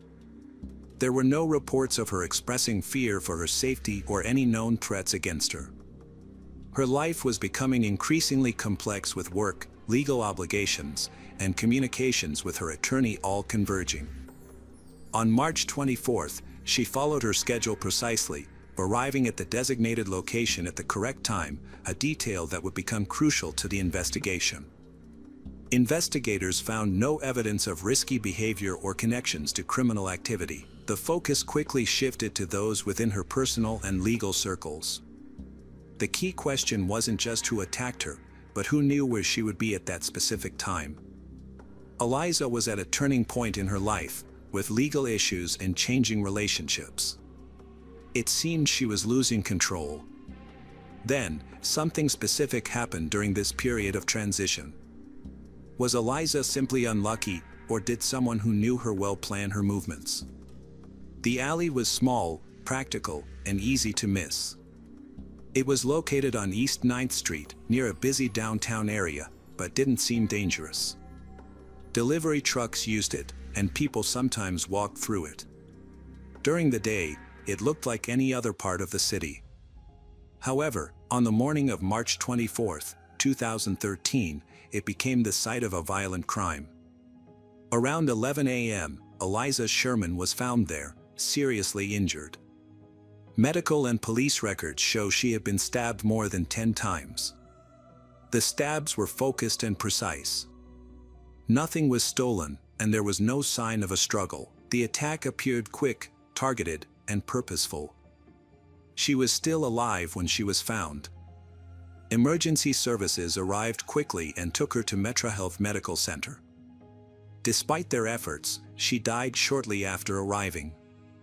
The time between the attack and her death was very short, just minutes. Investigators started by looking at the facts of the scene. The attack's location, so close to where she was waiting, immediately narrowed the search. This wasn't a kidnapping or a crime that happened in multiple places. Whoever attacked her approached her near where she was supposed to meet someone. This detail was important. No one admitted to witnessing the attack. Surveillance footage from the area only showed some things, like movements and figures, but it had gaps. In the beginning, there was nothing clear enough to identify as suspect. This lack of clarity was itself suspicious. The scene didn't offer much physical evidence. The weapon wasn't found, and there were no immediate forensic clues to solve the case. All that was known was that she arrived, waited, walked toward the alley, and was then attacked. Investigators asked, why that alley? It wasn't a random choice. It was nearby but hidden enough to allow for a few seconds of isolation. Just enough time to commit the crime. The precision of the attack suggested it wasn't impulsive. The timing was too close to her arrival, and the location was exactly on her path. Whoever did it didn't just find her by chance. They met her there. But did she recognize them before the attack, or did it happen too quickly for her to understand the danger? Without a clear suspect, investigators started looking at people close to her.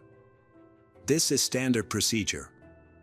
In cases without forced entry, theft, or randomness, attention turns to those closest to the victim, family, partners, and professional contacts. Anyone who knew her routine, had access to her, or had a reason to hurt her. For Eliza Sherman, this group was specific but complicated. Her estranged husband was a central figure. Their divorce was ongoing, with unresolved legal disputes about finances, property, and the division of their shared assets. In many investigations, such circumstances immediately raise questions, but suspicion isn't proof. Investigators looked into his movements, alibi, and communications. According to the case records, nothing placed him at the scene. There was no direct evidence connecting him to the attack, and no strong inconsistencies that would lead to charges. The investigation into him remained open but unproven. Next, they focused on another important individual, Gregory Moore, the divorce attorney. He was the last person known to communicate with Eliza before she died. Text messages show he arranged the meeting that brought her to Erie View Plaza that morning. He told her to wait outside because he was running late. This decision, which was documented, left her vulnerable, alone, exposed, and stationary. Investigators began piecing together Moore's activities. They focused on these questions. Where was Moore between the scheduled meeting and the attack? Why was the office locked? Why did he delay the meeting? Initially, Moore claimed he overslept, causing him to miss the appointment. Investigators documented and accepted this explanation, given the case's uncertainties. However, doubts persisted. Moore's role wasn't minor, it was crucial. He arranged the meeting, controlled the timing, and was responsible for Eliza being outside the building at that specific time. Yet, in 2013, no direct evidence connected Moore or anyone else to the assault. There was no matching DNA, weapon found, or eyewitness account. The case remained unresolved, with suspicions existing but lacking solid evidence. Investigators saw a pattern, but couldn't draw a firm conclusion. Was the crime a result of being in the wrong place at the wrong time, fueled by personal issues? Or was it a carefully planned act by someone who knew Eliza's life and schedule intimately? The answers weren't found at the crime scene. They were hidden in the data. With limited physical evidence, investigators turned to digital traces, things unseen at the scene. They examined phone records, messages, and timestamps. In modern investigations, this data often fills gaps in memory. In this case, it revealed a subtle and disturbing pattern. Eliza's phone became a key piece of the puzzle. According to records, her communication with Moore on March 24 was frequent and specific. He confirmed the meeting, acknowledged delays, and told her to wait outside. Each message narrowed the timeline, pinpointing her exact location. She wasn't wandering aimlessly. She was waiting exactly where instructed. Investigators simultaneously analyzed Moore's phone activity, looking at message times, device usage, and location data. What they found didn't directly contradict his story but revealed inconsistencies, gaps, and assumptions that lacked confirmation. Intent was also a question. Why ask a client to wait outside a locked office instead of rescheduling? Why continue communicating without arriving? Prosecutors later argued these decisions weren't accidental. They were part of a plan to put Eliza in a predictable and vulnerable position. Then there was the silence. No emergency call from her phone, no message suggesting trouble. The attack was swift and controlled. There was no digital trace of resistance, just silence. Investigators also reviewed surveillance footage, matching timestamps to phone activity. They tracked movements and analyzed routes. But again, the picture was incomplete. Someone approached her during a short period without leaving a clear digital footprint. That became significant.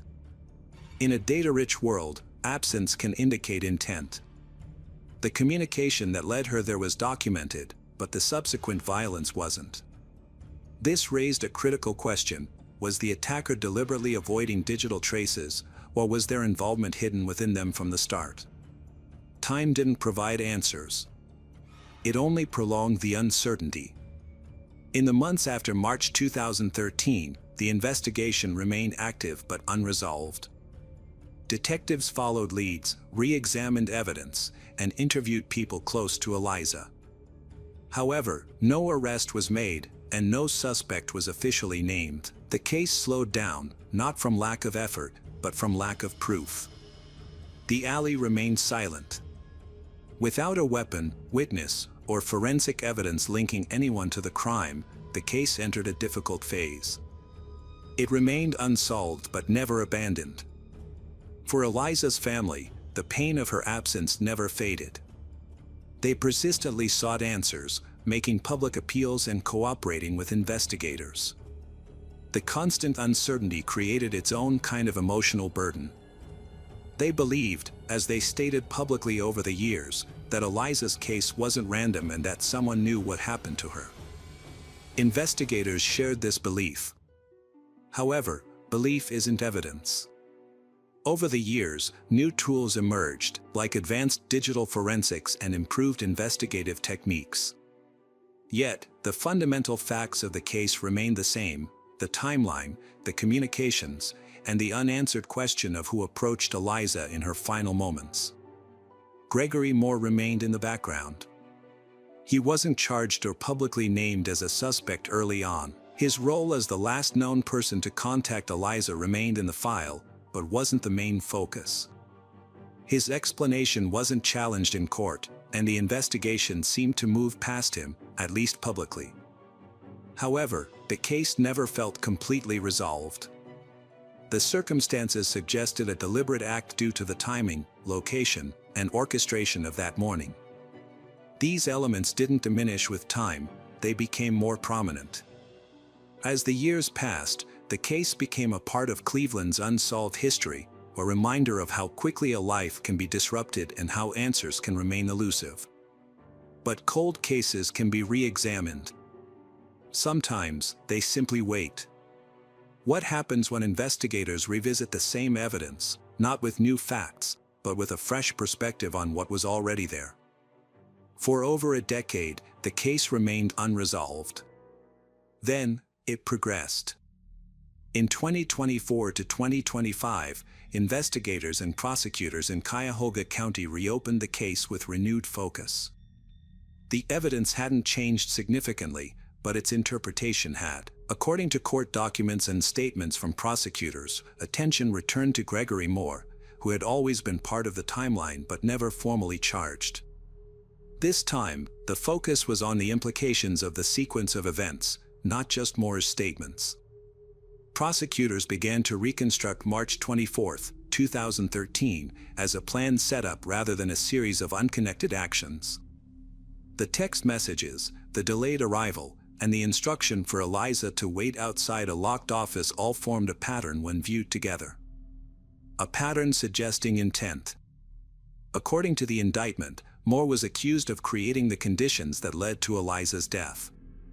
He wasn't necessarily accused of the physical attack itself, but of facilitating it.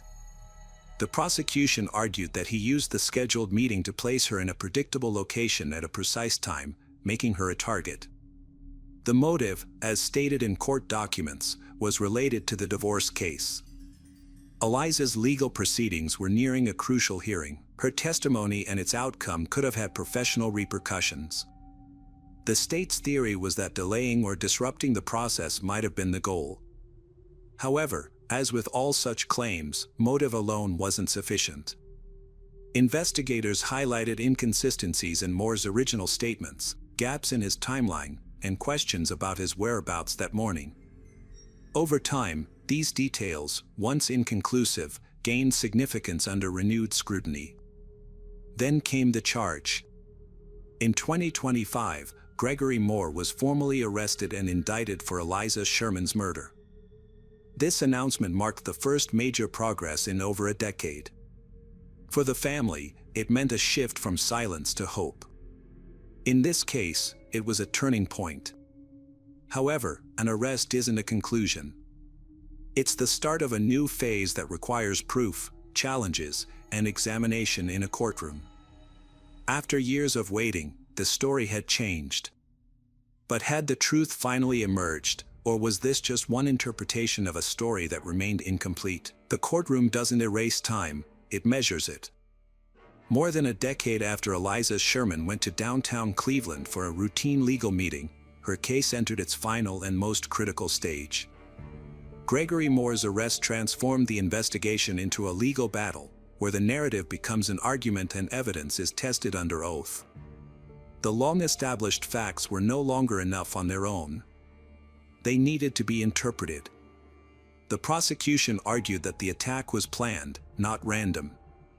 They claimed Moore, Eliza's lawyer, manipulated her by setting up a meeting, arriving late, and telling her to wait outside, where she could be easily attacked. They argued this was a deliberate setup. The defense countered that there was no solid proof. They pointed out the lack of a weapon, eyewitnesses placing Moore at the scene, or forensic evidence connecting him to the stabbing. They claimed suspicion had grown over time, but suspicion isn't enough to prove guilt. The case hinged on the question of a deliberate plan versus a lack of definitive evidence. The prosecution presented a seemingly planned sequence of events. The defense highlighted the unanswered questions. The time that had passed complicated the case. As memories faded, evidence deteriorated, and interpretations changed. For Eliza Sherman's family, the legal proceedings meant more than just a resolution. They sought acknowledgement and accountability for the events leading to her death, even if every detail couldn't be pinned down. Their grief was fueled by years of unanswered questions, which were now being addressed in court. However, some questions remained unanswered even as the case progressed. The identity of the attacker was still uncertain. It was unclear whether the plan was carried out alone or with help. The investigation file showed these details were not fully confirmed. The story had developed, but some aspects were still unresolved. In cases like this, justice is rarely complete. It's based on what can be proven, not on everything known or suspected.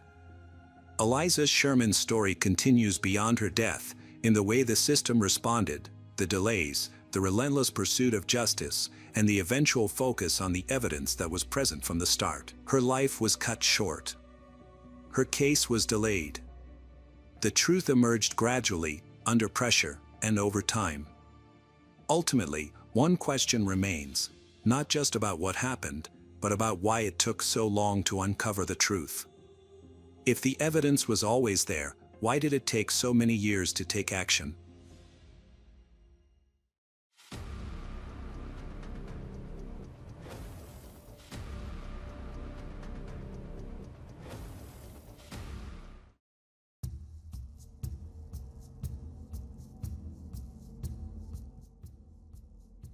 What if the authorities knew a man was likely to kill, yet failed to prevent another murder? On March 17, 2014, Cherilee Shannan, terrified of Paul O'Hara, reported her fears to the police.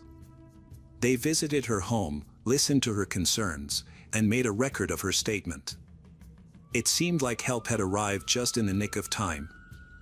However, the police didn't fully grasp the danger Paul O'Hara posed. Within moments, the situation escalated rapidly.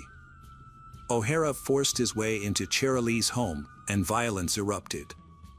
In front of the officers who were there to protect her, Cherilee fled for her life. O'Hara chased her, attacked her, and stabbed her to death in the street. This raises a disturbing question: how could a convicted murderer commit another murder? More importantly, if the warning signs were obvious, Cherilee's fear was clear, and the authorities were aware of his past, why wasn't that enough to save her life?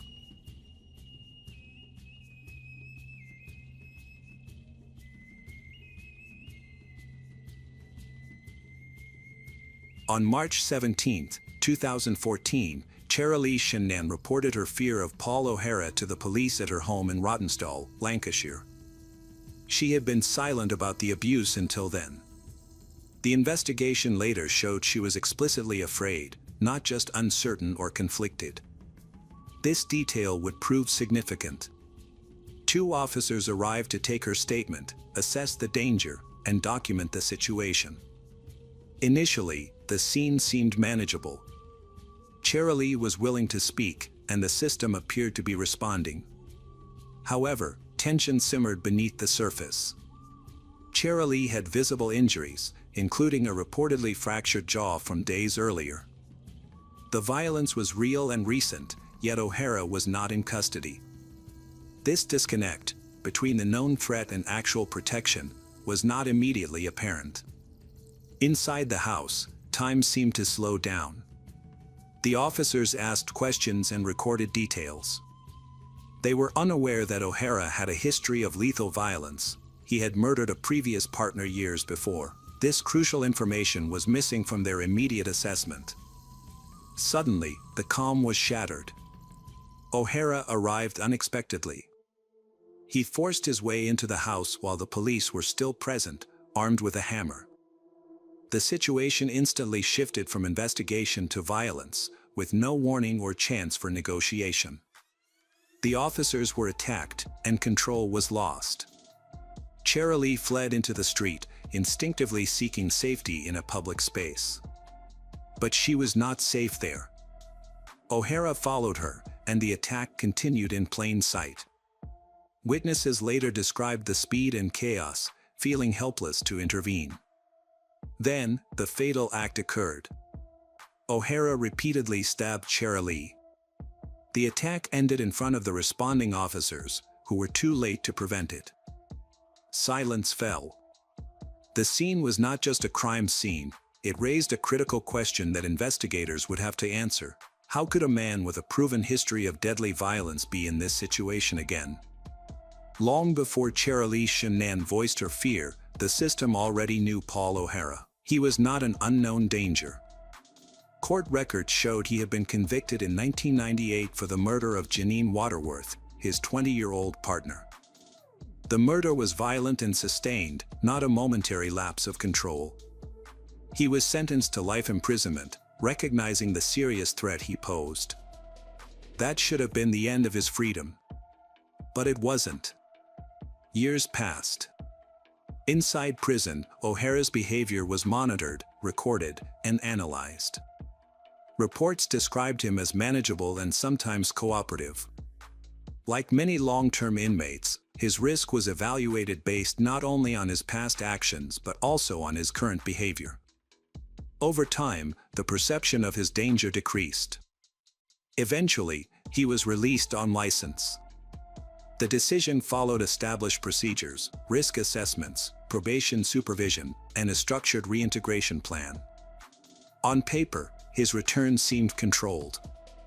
However, the past doesn't disappear with paperwork. It lingers, hidden within patterns that are difficult to detect. O'Hara started a new relationship with Cherilee. She wasn't initially told that he was a convicted murderer. He was presented as a partner, a man rebuilding his life. But later investigations revealed warning signs, subtle at first, then escalating, involving control, volatility, and reactions disproportionate to the situation. These patterns were not new. They were echoes of the past. The murder of Janine Waterworth had already established a pattern: intimacy followed by violence. The key question for investigators was not whether the pattern existed, but whether it had been fully understood and addressed. Because somewhere between the past and the present, a critical element was lost. The system held information about O'Hara's past, including police records, prison documents, and probation files. However, this information wasn't effectively communicated or prioritized, blurring its importance in daily decisions. This fragmentation led to a dangerous assumption that O'Hara's past was no longer a threat. But violence doesn't disappear with time. By the time Cherilee expressed fear, the cycle was already repeating itself. The system had seen and documented this pattern before, even sentencing O'Hara for it. This raises a critical question: if O'Hara's history was known, why wasn't it recognized in time to prevent the tragedy? The violence didn't start on the day of Cherilee's death. It had been building gradually. The investigation revealed that Cherilee experienced escalating abuse in the weeks before her death. What began as control and intimidation turned into physical harm. Crucially, she suffered a fractured jaw, a serious injury that should have immediately triggered a stronger response. And she reported it. Cherilee told probation services about her fears and what happened. She was described as terrified, indicating a clear and immediate risk. But this perception of risk didn't translate into action. The information was entered into the system, documented, and shared among professionals. Yet, it didn't generate the necessary urgency. There was no immediate removal of Cherilee from the situation, nor immediate detention of O'Hara. The man who broke her jaw remained free. This gap between reporting the abuse and receiving protection widened. Cherilee continued to live with him in an atmosphere that was likely tense and unstable. Victims in such situations often try to minimize conflict and manage unpredictability. But these adjustments only delay, not stop, the escalation of violence. And the violence was escalating. O'Hara's behavior mirrored his past: increased control, intensified violence, and growing isolation. These were familiar warning signs, consistent with his previous conviction. However, these patterns weren't recognized and acted upon in real time. By the time police were called on March 17th, the situation had already reached a critical point. Physical injury, expressed fear, and a prior conviction all pointed to a clear risk. Yet, the intervention was too late and incomplete. The tragedy lies not in uncertainty, It's clear that help arrived too slowly. The warning signs were evident, spoken, recorded, and visible. The investigation focuses on a central question: knowing the danger, why wasn't it treated as imminent? The failure wasn't a single event. It was a chain of failures. By the time Cherilee was killed, multiple agencies, police, probation services, and the prison system had interacted with Paul O'Hara. Each held a piece of the story, a man with a history of lethal violence, showing signs of escalating again. But these pieces didn't come together in time. The inquest revealed that crucial information about O'Hara's past wasn't effectively shared. His prior murder conviction, the most significant factor in assessing risk, wasn't fully considered when officers responded to Cherilee's home. This lack of information shaped everything that followed. The officers responded to a domestic abuse report. They saw injuries and heard fear. But without knowing O'Hara's full history, they assessed the situation within a limited scope, serious, but not immediately recognized as potentially fatal within minutes. Therefore, the response remained procedural. There was no immediate arrest, no plan to contain O'Hara upon his return, and no assumption that he might immediately become extremely violent. The system had information, but lacked coordination. Probation services knew Cherilee was afraid. The police had been called to her home before. However, these warnings weren't connected with the necessary urgency. Poor communication, slow responses, and incomplete risk assessments created a false sense of security. Danger thrived in these gaps. O'Hara didn't need an opportunity to be created, he only needed not to be stopped. When he arrived, nothing could legally, physically, or operationally stop him. Within seconds, the consequences of this failure became irreversible. The inquest later described systemic failings, not just individual errors. Information wasn't shared, understood, or acted upon effectively.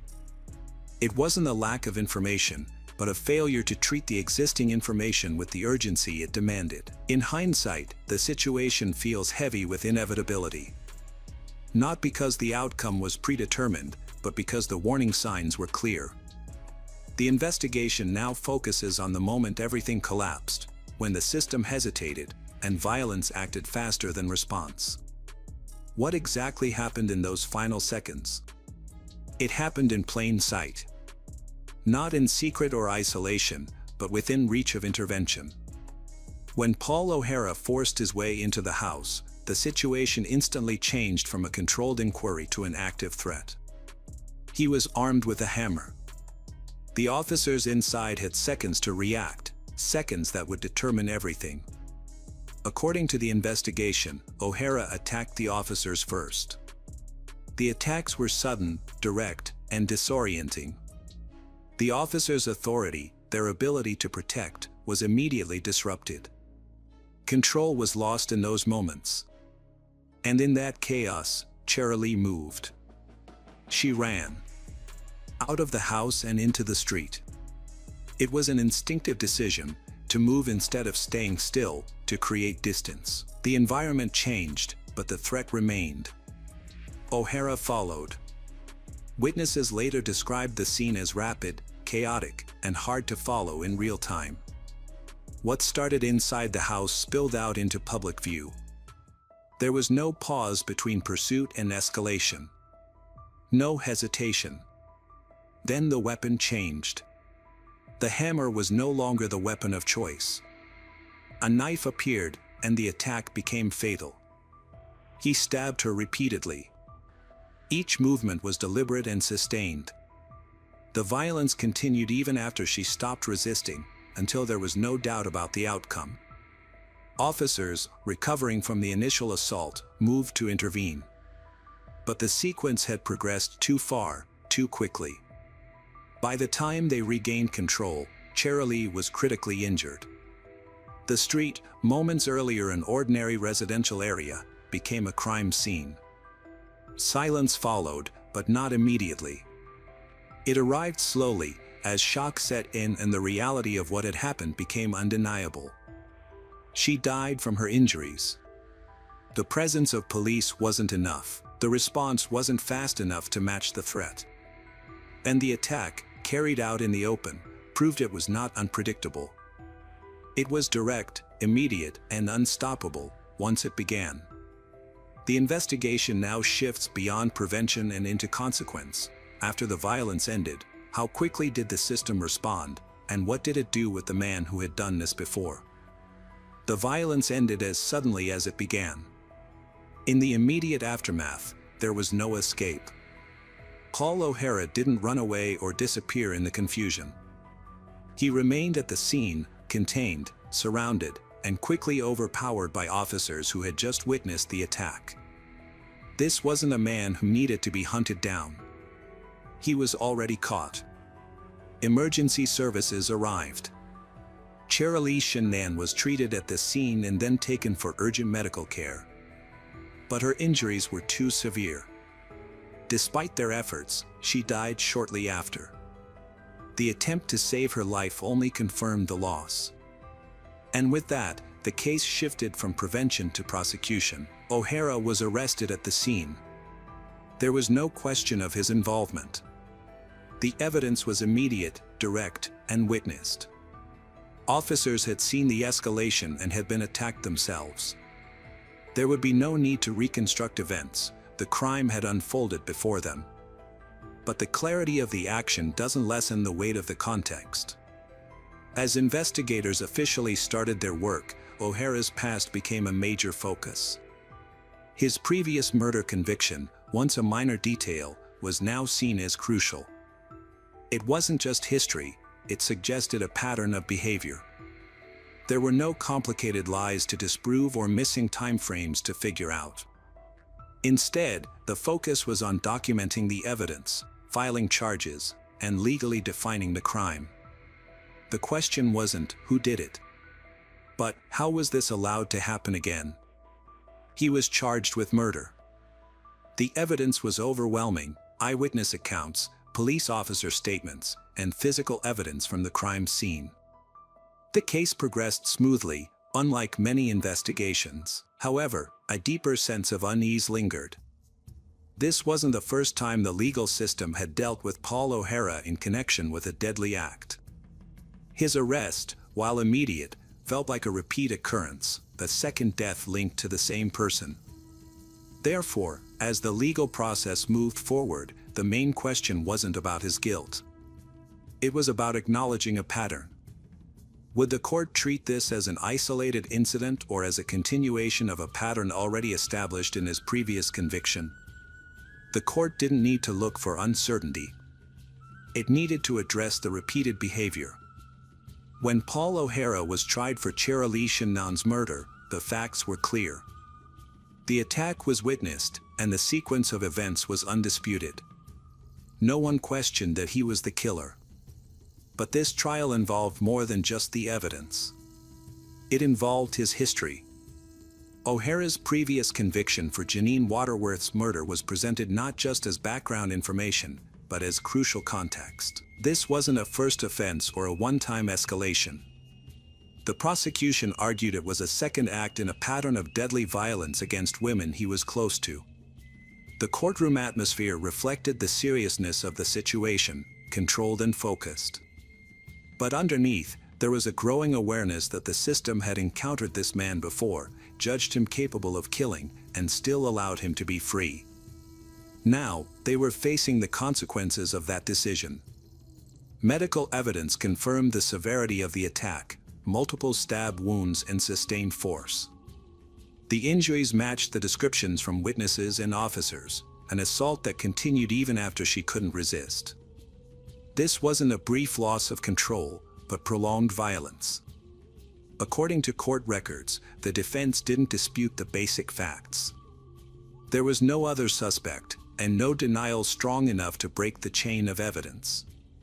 Instead, the defense focused on factors that might lessen his punishment, such as his mental state, the circumstances, and interpretations of his intent. But the pattern of violence remained clear. The judge directly addressed it. O'Hara was described as a very dangerous man. This wasn't based only on the current crime, but on the repeated pattern of his behavior. The previous life sentence hadn't prevented him from re-offending, and it hadn't permanently eliminated the risk he posed. Now, the court had to ensure that this failure wouldn't happen again. The sentence reflected this understanding: life imprisonment, with a minimum term reflecting both the brutality of the crime and his history of violence. This time, the court's decision seemed final. There was no assumption that he could be rehabilitated or safely returned to society. Only containment. As the proceedings ended, the legal system had given its answer to the crime.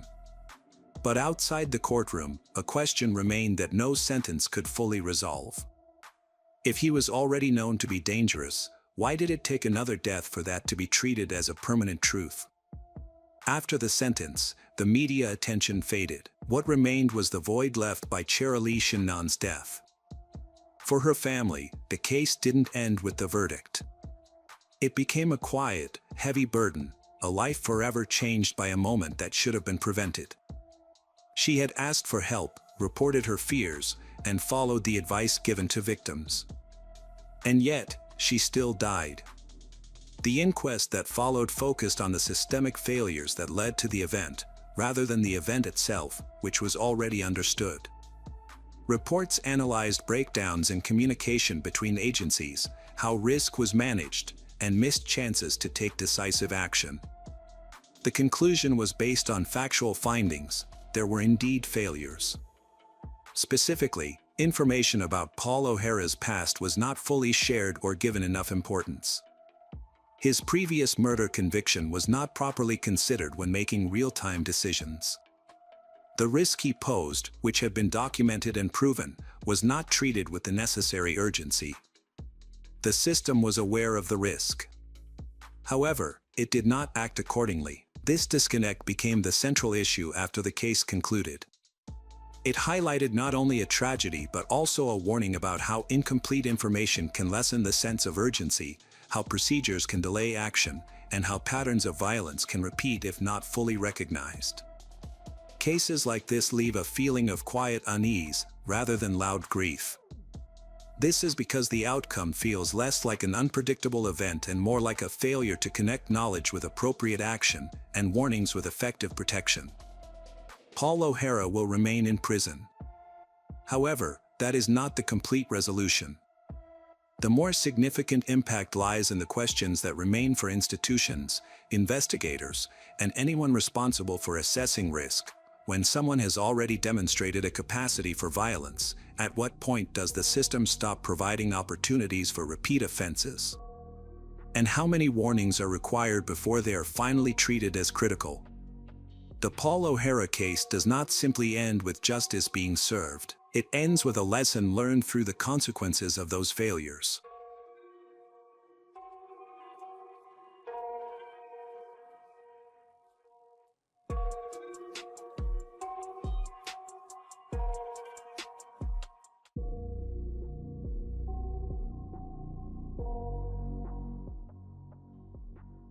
The storm had already taken the power. Wind pressed against the small home in Shelby, North Carolina, rattling its quiet certainty. Inside, sometime after midnight on February 14, 2000, 9-year-old Asha Degree lay in bed she shared with her older brother. By all accounts, it was an ordinary night. No signs of distress. No disruption that could explain what would follow. At approximately 2:30 a.m., according to later statements, Asha got out of bed.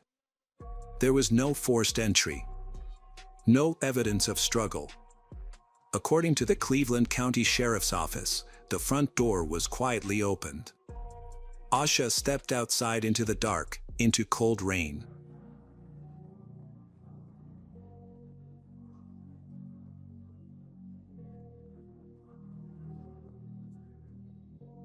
Investigators would later confirm she took a small backpack. Inside were personal belongings and clothes. Packed deliberately. Hours passed before the absence was discovered. Around 6:30 a.m., her mother, Aquila Degree, went to wake the children for school. Asha was gone. Within minutes, panic replaced confusion. Family members searched the immediate area. Then, a 911 call. The case moved from private fear to public emergency. But even before the call, something else had already begun to unfold on Highway 18. According to later witness statements given to investigators and reported by outlets, such as summaries, at least 2 motorists reported seeing a young girl walking along the roadside between approximately 3:45 and 4:15 a.m. She was alone, wearing light-colored clothing, carrying something. One driver, concerned, turned his vehicle around. As he approached, the girl ran off the road and into the darkness, disappearing into nearby woods. It would later be believed, though not officially confirmed in absolute terms, that this was Asha, a 9-year-old, walking into the storm, fleeing from the only adult who stopped to help. By sunrise, search teams would begin retracing that same stretch of highway. But the first and most haunting question had already taken shape: why did she leave at all? And more urgently, what was waiting for her out there? There was nothing in Asha's life that suggested she would leave. According to family members and investigative records referenced by the FBI and multiple media outlets, Asha was raised in a structured, attentive household in Shelby, North Carolina. Her parents, Harold and Aquila Degree, maintained routines that emphasized discipline, school, and church. The children had a set bedtime. There were rules about phone use, television, and staying inside. It was, by all outward appearances, a stable environment. Asha was described as shy, quiet, cautious. She was afraid of the dark. She was afraid of dogs. These details were consistently repeated by family and confirmed in early reports. They would later become critical contradictions in the case. Because on the night she disappeared, Asha walked alone into darkness, into a storm, along the highway. That behavior did not align with the child everyone knew. At school, she was a 4th-grade student with no known behavioral issues. Teachers reportedly described her as well-mannered and responsible. She had friends. She played basketball. Just days before her disappearance, she had participated in a game where she fouled out and was visibly upset, but according to her family, she recovered quickly. There were no lingering signs of distress. There was no history of running away. No known exposure to strangers online.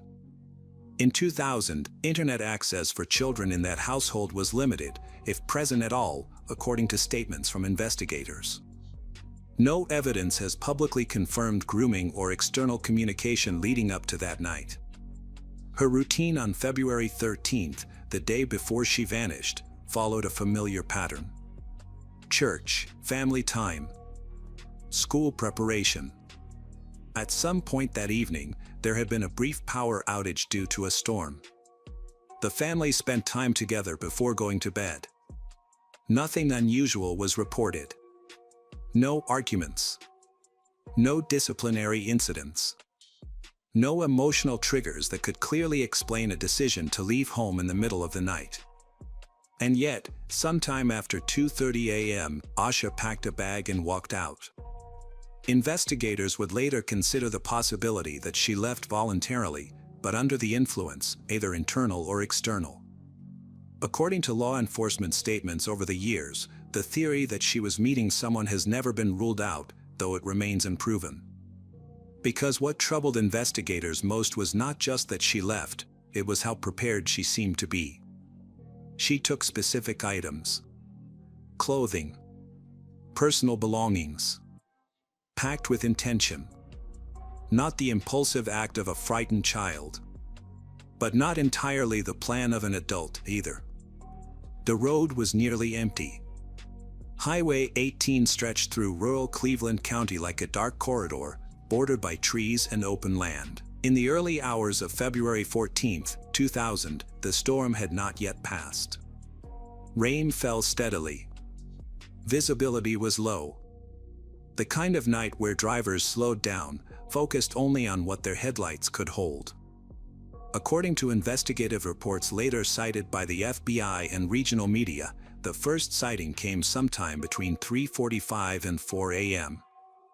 A motorist traveling along Highway 18 noticed a small figure walking along the roadside. At first, it did not register as unusual. But as the vehicle drew closer, the shape became clearer. It was a child. A young girl, walking alone, wearing what appeared to be light-colored clothing. She carried something, possibly a bag. The driver continued on. Moments later, uncertainty set in. The image did not align with the hour, the weather, or the place. The motorist turned around. When the vehicle approached again, the girl reacted. She ran.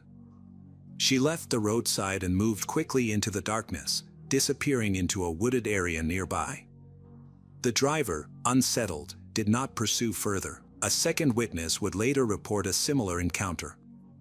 Another motorist, traveling along the same stretch of highway within the same time window, observed a young girl walking southbound. This driver would also later come forward after hearing news of Asha's disappearance. Law enforcement treated them as credible. The timing aligned. The location matched the direction away from Asha's home. According to the Cleveland County Sheriff's Office, these sightings became a central pillar in reconstructing her last known movements. But they raised deeper questions. Why was she walking along that specific route? Why did she avoid help? And more critically, was she alone? At that stage of the investigation, there was no confirmed evidence of a vehicle picking her up. No direct witness to an abduction. No physical sign of struggle along the roadside. Only a pattern. A child moving with purpose. Then vanishing into the trees. Search teams would later comb that exact area. Dogs were brought in. Officers walked the terrain where she had been seen leaving the road. But the woods gave nothing back. No footprints that could be definitively tracked. No immediate evidence of where she went next. By daylight, the road had changed. What had been an empty stretch of highway hours earlier was now crowded with patrol cars, volunteers, and search teams moving with urgency. The call had come in shortly after 6:30 a.m. A 9-year-old girl was missing. Last seen in her own home. No signs of forced entry. No explanation. No broken locks. No signs of entry. No forensic indicators of a struggle inside the house. According to early investigative findings, this strongly suggested that Asha had left on her own. Within hours, the case escalated. According to the Cleveland County Sheriff's Office and later FBI summaries, deputies began canvassing the area immediately surrounding the Degree home. Family members, neighbors, and volunteers joined the search. The focus at first was simple: assume proximity, assume she had not gone far. But then the witness reports came in. Drivers had seen a young girl walking along Highway 18 hours earlier. The direction matched. The timeline held. The search shifted. By mid-morning, law enforcement redirected resources toward the highway corridor. Ground teams began retracing the exact stretch where the sightings had occurred. Tracking dogs were deployed. Helicopters surveyed from above. Officers moved through wooded areas on foot, scanning for any disturbance, footprints, discarded items, or signs of struggle. But the terrain was difficult. Wet ground from the storm had compromised potential tracks. According to investigators, scent tracking dogs were used but struggled to maintain a consistent trail, possibly due to weather conditions and the passage of time.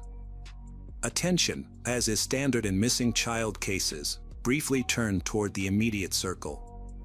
Family members were interviewed. Timelines were checked. According to law enforcement statements, no evidence publicly emerged to implicate the parents or close relatives. Their accounts were consistent with the physical findings inside the home.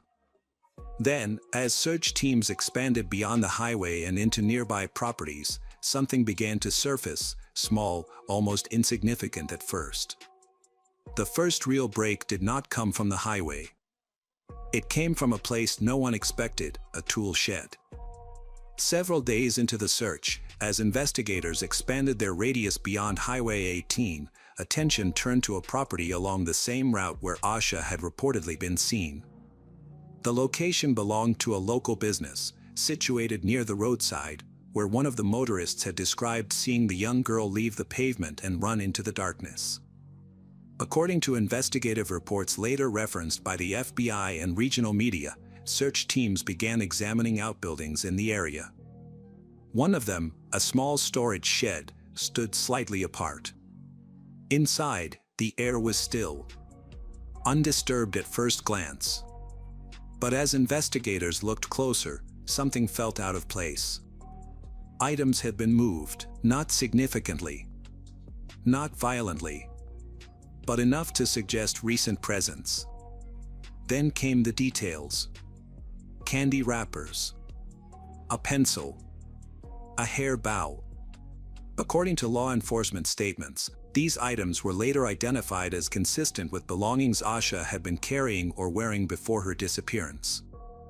The hair bow, in particular, was believed to match those owned by her, though some details have not been publicly confirmed with absolute certainty. What mattered was the implication. Asha had likely made it to this shed. She had left the road. She had entered a confined space. Possibly to hide.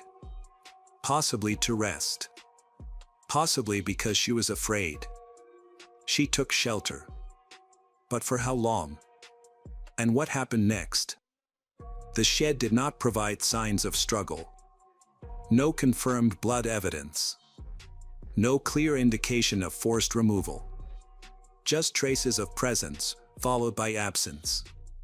It became the last location where investigators could reasonably place her with any degree of physical certainty.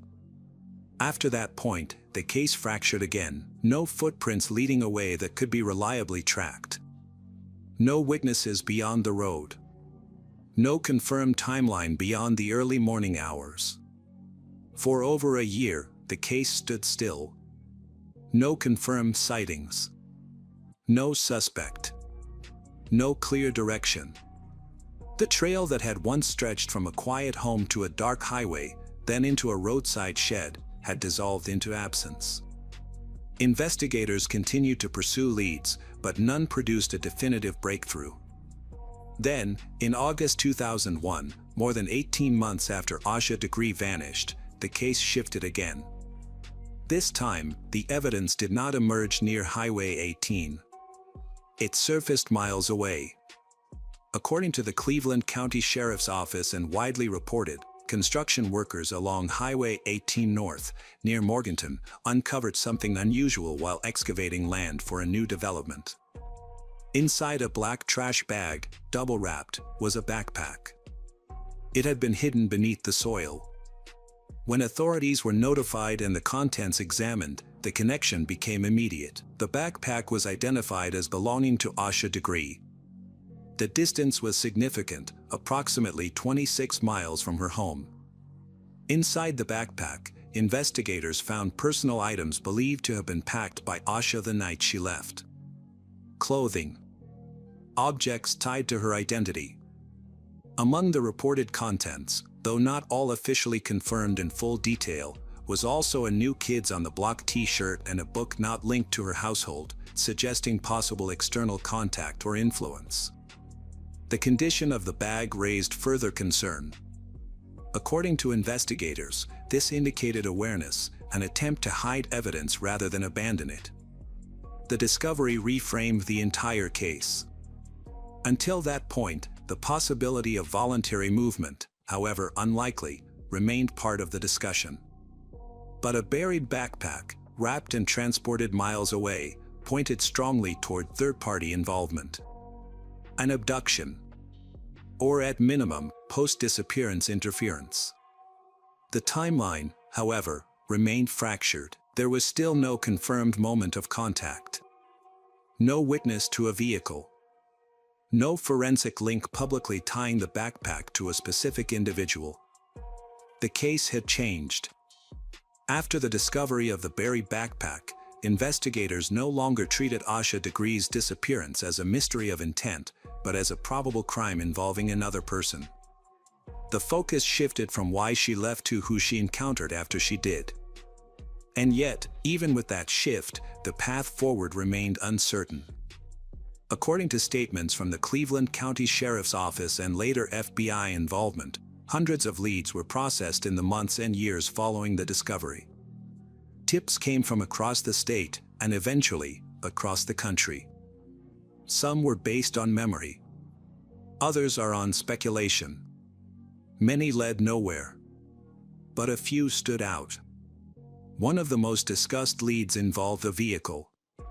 In 2016, after years of re-examining the case, the FBI and local authorities publicly announced renewed interest in a specific type of car, described as a dark green, early 1970s Lincoln Continental Mark IV, or a similar model. According to the investigation, witnesses had possibly seen a vehicle matching the description near the area where Asha was last observed along Highway 18.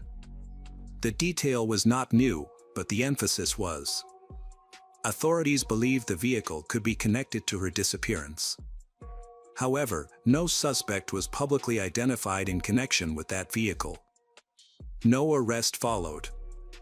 The lead, like many others, expanded the possibilities without narrowing them. Investigators also revisited the timeline repeatedly. They analyzed the gap between the shed and the buried backpack. They re-interviewed witnesses. They examined whether Asha had been lured, possibly by someone she trusted, or someone who had observed her routine.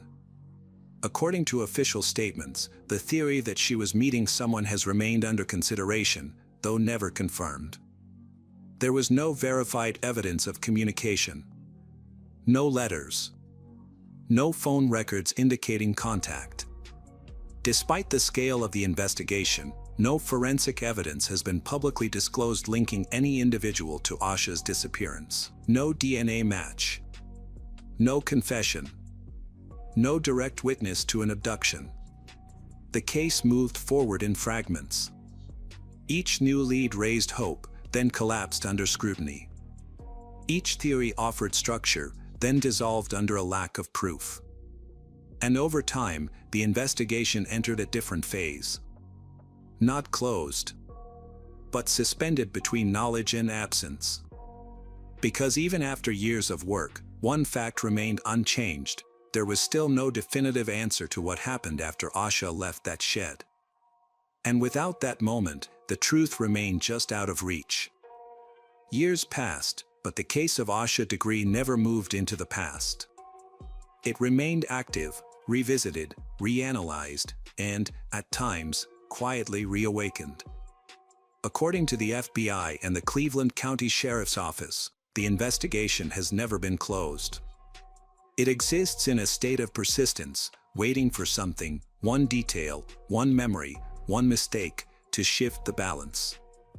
Asha would have grown up. That fact became part of the public narrative. Age-progressed images were released over the years, showing what she might look like as a teenager, then as an adult. These were not just visual tools, they were reminders. That somewhere, theoretically, a life could still exist beyond the point where all evidence had ended. But investigators have been careful. While hope remains part of the case, the evidence tells a more complicated story. The buried backpack. The distance. The concealment. These are not elements typically associated with a safe outcome. According to law enforcement statements, the working assumption has long leaned toward foul play, though no official declaration of death has been made due to the absence of a body. And that absence matters. Without it, certain legal thresholds cannot be crossed. Certain conclusions cannot be formally declared. The case remains suspended, not solved, not forgotten. In recent years, authorities have renewed calls for information. Advances in forensic science, particularly in DNA analysis, have offered new avenues. Cold cases once thought unsolvable have been reopened through technology. Asha's case is among those that could still change, but technology alone cannot solve everything. For Asha's family, time has not dulled the question. What happened after she left the shed? Who crossed her path? And why has that moment remained hidden for so long? The case of Asha Degree is not defined by what is known. It is defined by what is missing. A child leaves home in the night. She is seen walking alone. She hides. Then, she vanishes. And somewhere between those points, the truth still waits.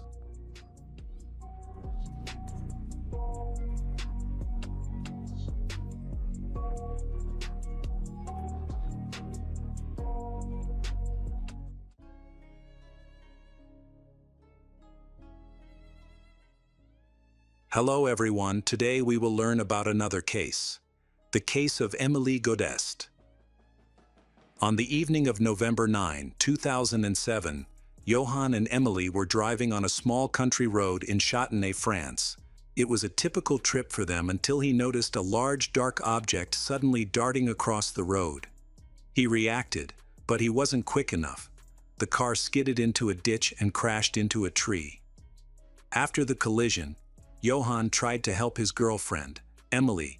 The car was damaged and caught fire. She was engulfed in flames and fell to the ground, suffering severe injuries that left almost half of her body burned beyond recognition. Despite her condition, she was still alive, so he immediately called for emergency services and waited for the paramedics and police to arrive. While Emily suffered life-threatening injuries, Johan only had minor injuries. Emergency services quickly arrived at the scene.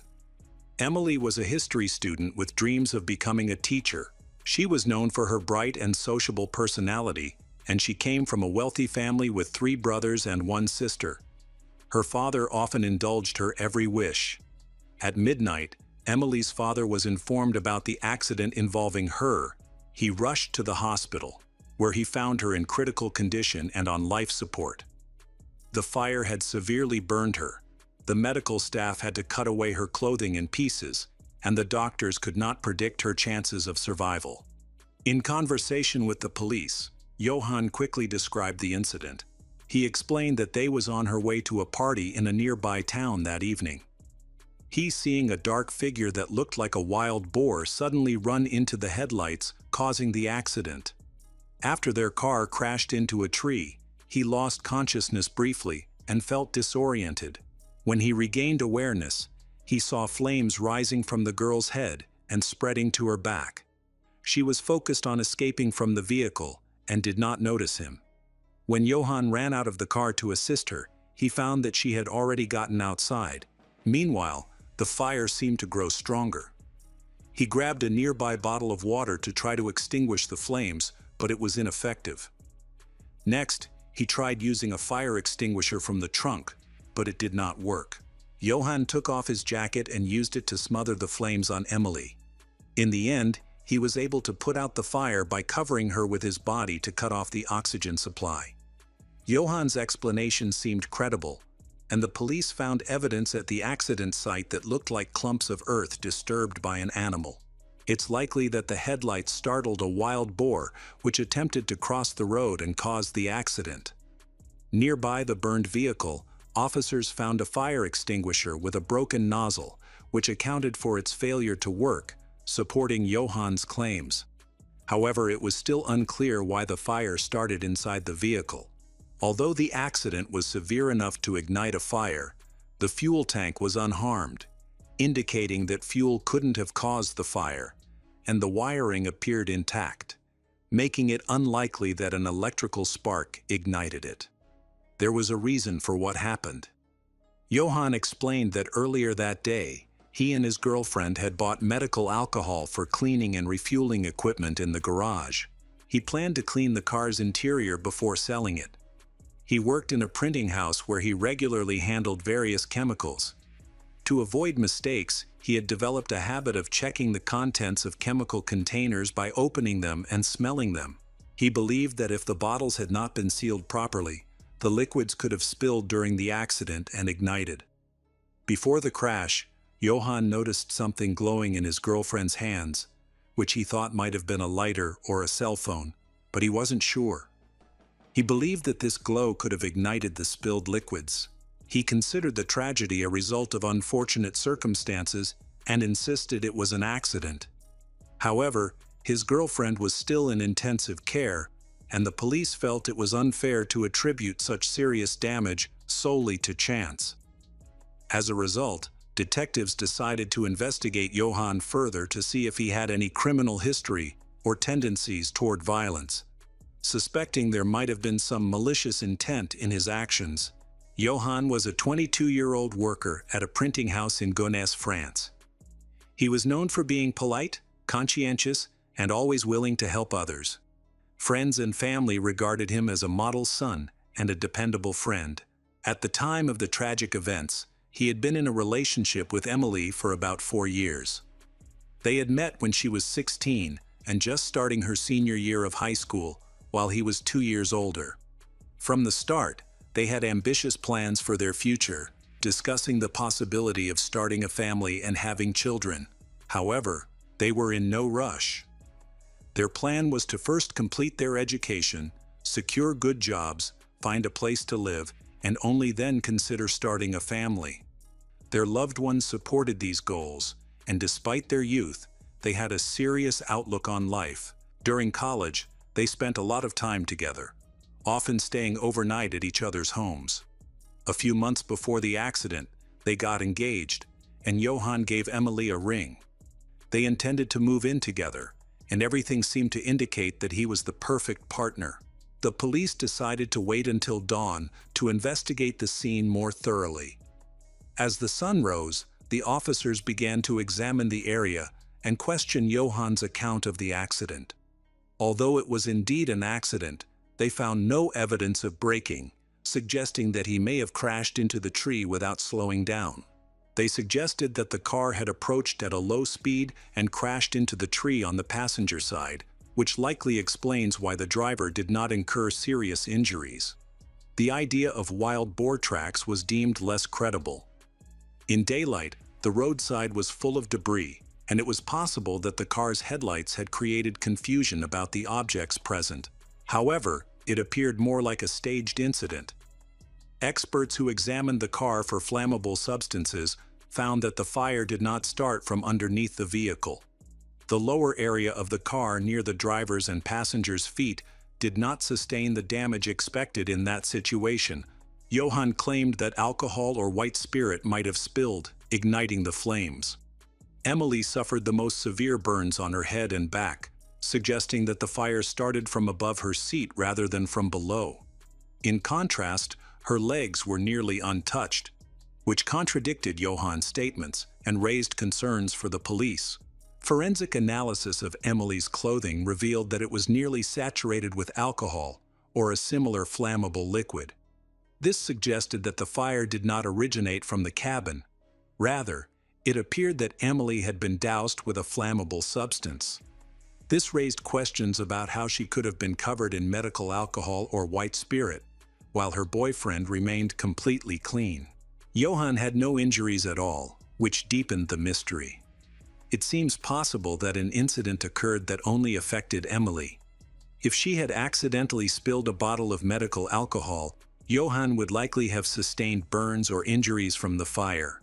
Instead, he escaped with only minor scratches from hitting a tree.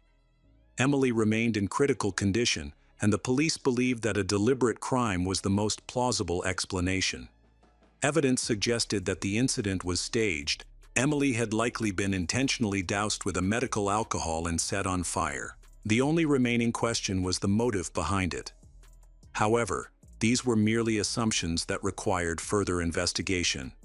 Emily's testimony was crucial, as she was the only witness who could answer all the police's questions. Unfortunately, she was in an induced coma, and the doctors had not provided a clear prognosis. After 5 weeks, she finally woke up, but her condition was weak and her body was largely incapacitated, requiring a long recovery. Emily had sustained severe injuries that left her unable to move properly. Her left leg was unresponsive and her arms had limited mobility. However, her cognitive functions were intact, allowing her to communicate fully with the detectives, who were eager to speak with her. During their first conversation, Emily spoke fondly of her boyfriend, describing their relationship as one of pure and sincere love. Johann had always been attentive and well-mannered. However, due to her time in the coma, Emily had significant gaps in her memory. She confirmed most of Johann's account of events, but she could not remember anything after he saw a shadow run onto the road. The doctors believed these memory gaps were a result of the coma and that Emily would need time to gradually recover her memories. Further discussions with the police were unproductive, and they would have to wait for her to regain more information. In the following weeks, while Emily was still hospitalized, Johann visited her several times a day. During each visit, he repeated his story, which started to sound increasingly suspicious. It seemed he was trying to manipulate her memories so she wouldn't recall what really happened. He pressured her to relay his version of events to the authorities, claiming it was essential to secure insurance payouts for the car. However, as Emily spent more time in the hospital, her memory began to improve.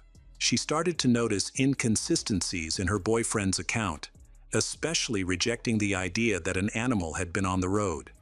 Emily mentioned that she had initially repeated Johann's story because he had convinced her it was true. However, she could not remember any wild boars on the road. Instead, she distinctly recalled the tree they crashed into before the fire started. At this time, her memory was still not fully restored. The detectives decided to interview Johann again to investigate his potential lies about the animals. He continued to stand by his original story, while Emily grew increasingly uneasy with his presence. She lost all trust in him and began to side with the police regarding his possible involvement in the accident.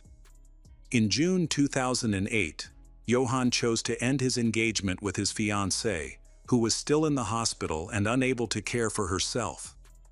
In late June 2008, Emily had regained her memory and was able to provide the authorities with a new account of that tragic evening. In her statement, she portrayed Johann, whom she had once loved, as a cruel tyrant and manipulator. Emily revealed that throughout their relationship, she had endured both emotional and physical abuse from him. Johann had attempted to isolate her from her friends and family, controlling every aspect of her life.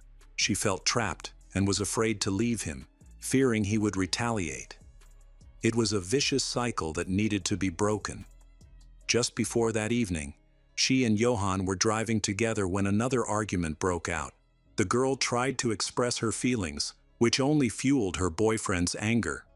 In that moment, she revealed that she wanted to end their relationship.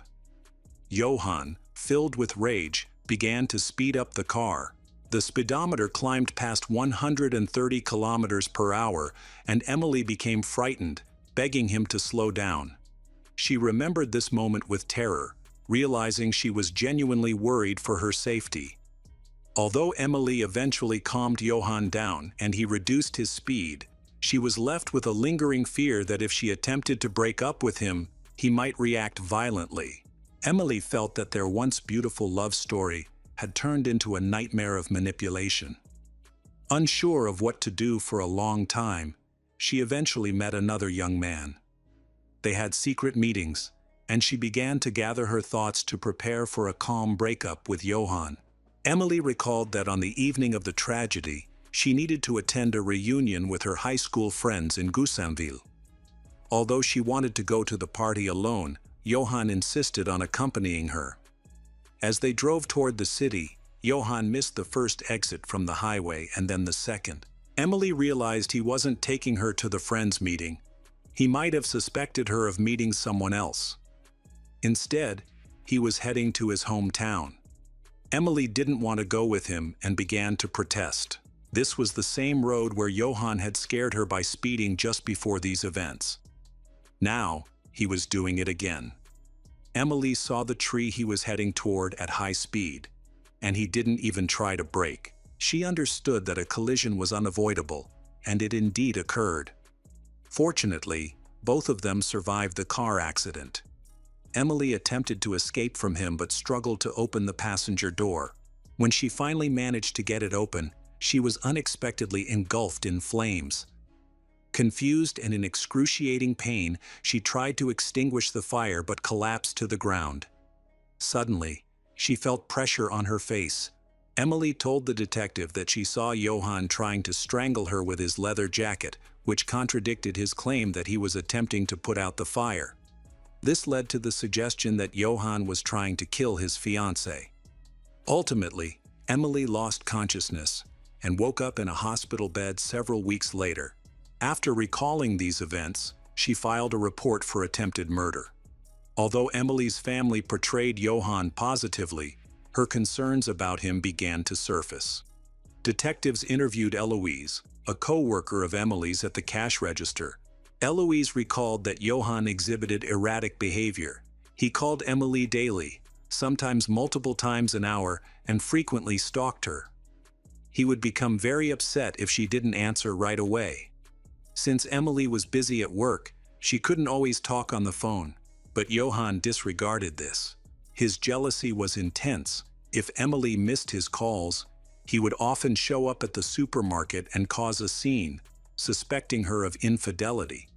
Eloise confirmed that Emily had expressed her unhappiness about Johann's behavior several months before the car accident, leading her to consider breaking up with him.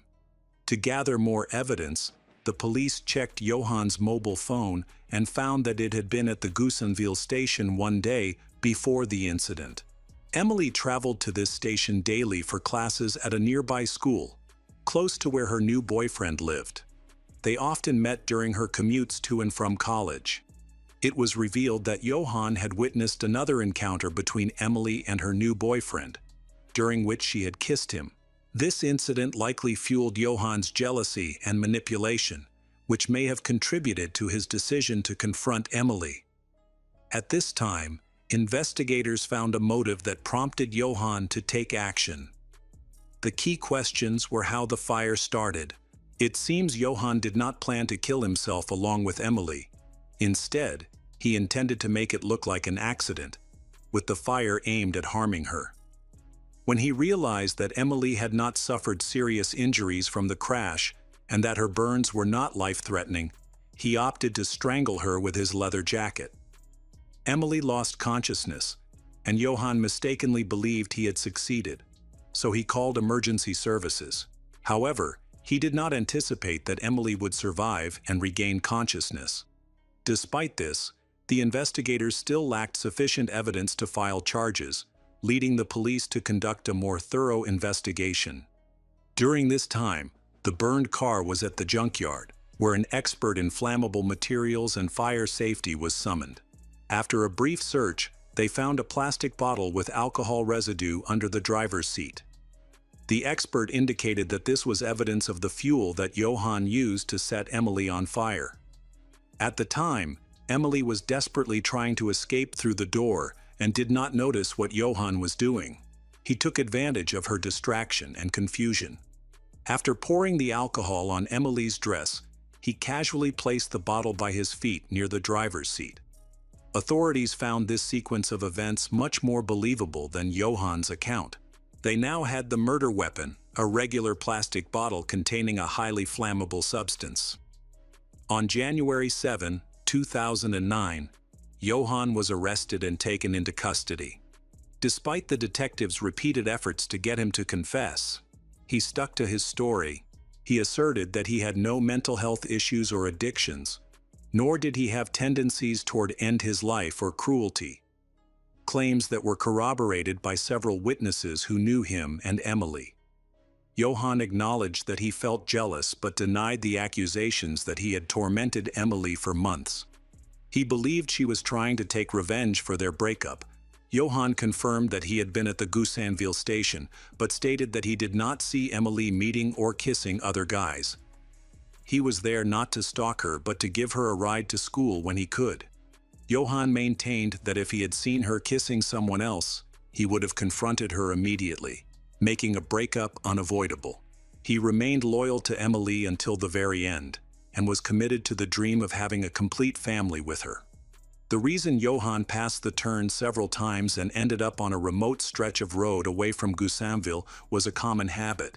He liked to take detours when going into town. There were also concerns about an alcohol bottle found at his feet. Johann argued that this bottle did not indicate he had used substances for arson. He suggested that it could have rolled around the cabin during the incident and that its placement under the seat was purely coincidental. Despite the plausibility of his words, the detectives were frustrated by these coincidences, especially since they nearly resulted in Emily's death. In the end, Johann was incarcerated. It appeared that the investigation was wrapping up, and the focus was now on determining his punishment and persuading the jury of the charges against him. However, in June 2009, a previously overlooked detail came to light that raised doubts about the prosecution's case. Johann's attorney demonstrated that the alcohol in the bottle found under the driver's seat did not match the size of the chemicals Johann had purchased on the day of the accident. From the start, the defense attorney believed the bottle was not a legitimate murder weapon and argued that the gendarmes had made a significant error. They overlooked the fact that the bottle could not have survived the fire that nearly took Emily's life. Since it originally held a flammable substance, it should have burned or melted, yet miraculously, it remained almost intact. The lawyer argued that the bottle only appeared in the car after it was taken to the dump, implying that someone had placed it there. The defense lodged a complaint in court, accusing the police of fabricating evidence against Johann. In response, the prosecution explained the bottle's condition by noting that the area around the feet of the driver and passenger sustained minimal damage. Finally, the judge reviewed the motion, found it valid, and subsequently released the accused from custody. Even after this victory, the lawyer continued his pursuit of justice. He took further steps to establish his client's innocence, firmly believing that the events of November 9, 2007, were purely accidental. To support his case, an independent accident expert was to reconstruct the incident. It was essential to clarify how the fire began and why only Emily was affected.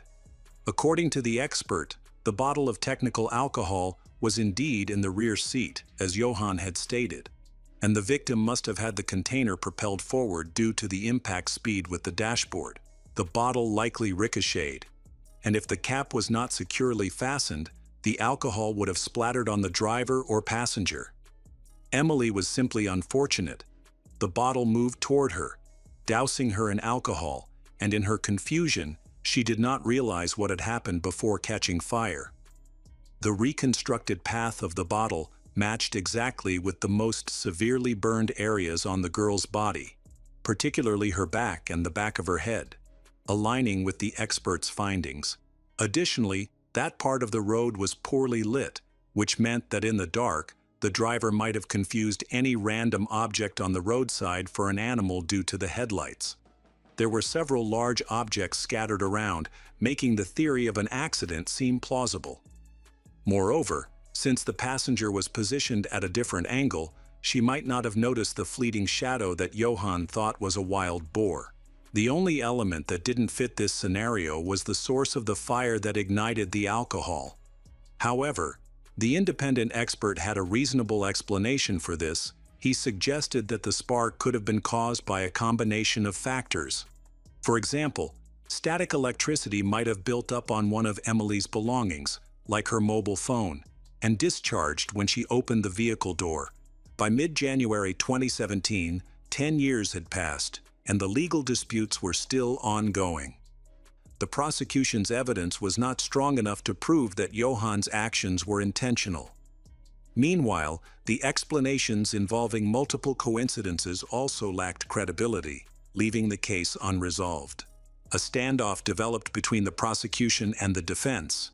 June 2019, Emily testified in court about how Johann had tried to kill her, and she miraculously survived. Now she could finally share the whole truth. 12 years after the tragedy, the jurors sentenced Johann to 20 years in prison, concluding that Emily was a victim of his deliberate attempt to murder her. Johann continues to claim his innocence, and the disputes persist. What really happened? Was it an accident or an attempted crime? Regardless, all the characters in this tragedy continue to live. Emily underwent several skin grafts and was able to recover from her injuries. She completed her education and found a good job. The scars from the burns she suffered in the car accident will remain with her forever, as will her belief that Johann intended to take her life.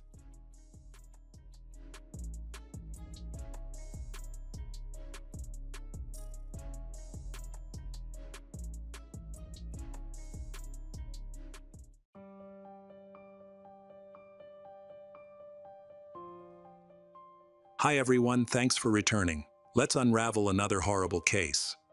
The case of Laura Salmon. On May 31, 1984, an elderly farmer named Johnny Muckle came to the Rutherford County Sheriff's Office. He reported that he had been driving through his field and noticed something unusual. As he got closer, he discovered a girl lying dead in the field, her face covered in blood. Alarmed, he immediately contacted the police without disturbing the scene. Several officers, including the sheriff, accompanied him back to the scene where they found the body of a blonde girl. She was wearing only her bra, as the rest of her clothing had been removed. The perpetrator had covered her with 2 pairs of jeans, one for women and one for men, and wrapped a black jacket around her upper body, with one sleeve tied tightly around her neck. The police found the entire scene unusual. They had never encountered anything like it in their many years of service. The autopsy revealed that the victim was clutching her underwear in her right hand, and her jeans were identified as part of her clothing. She had suffered multiple injuries, the most serious of which was to her head. Interestingly, Johnny reported that the girl's body was discovered near an abandoned quarry. This location is known to attract students from nearby educational institutions who often gather there to drink and socialize. It is possible that one of these gatherings ended in a violent incident, which is currently under investigation. While this information guides the investigation, it also expands the list of potential suspects to hundreds of juveniles. In order to focus on more specific suspects, additional data collection and analysis are required. The victim was identified as Laura Salmon, 18, a freshman at Middle Tennessee State University located in her hometown of Murfreesboro. Laura attended Oakland High School, where her mother, Lorene Mackey, taught English. Her parents were divorced at the time. Just days before the incident, Laura had moved in with her father because the school year had ended. She missed him and was going to spend part of the holiday with him. Laura was a kind, attractive, and sociable girl who enjoyed attending lively gatherings. As a young woman, she was crowned Little Miss Murfreesboro and showcased her acting talents in summer plays at the local theater. Laura was also very intelligent, graduating with honors and planning to continue her studies at college to build a solid career. She had started attending the local university in the fall of 1983, just 6 months before the tragic incident. She had just started a relationship with her boyfriend, David Kyle Gilley. Laura was well-liked and had no enemies who wanted to harm her. Police believed she may have been a random murder victim. An autopsy was completed on June 2, 1984.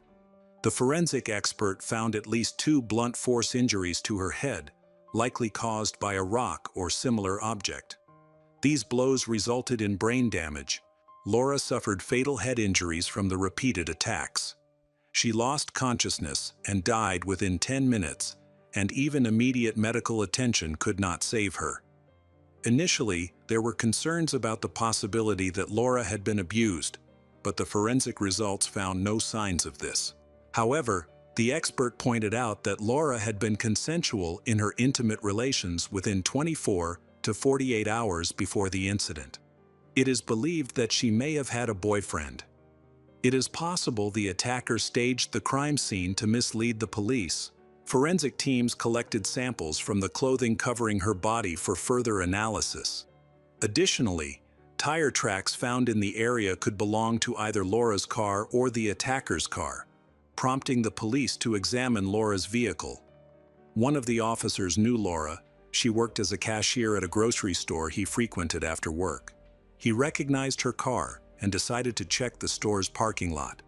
On June 3, he found Laura's car abandoned in the lot, which was subsequently taken to the lab for examination.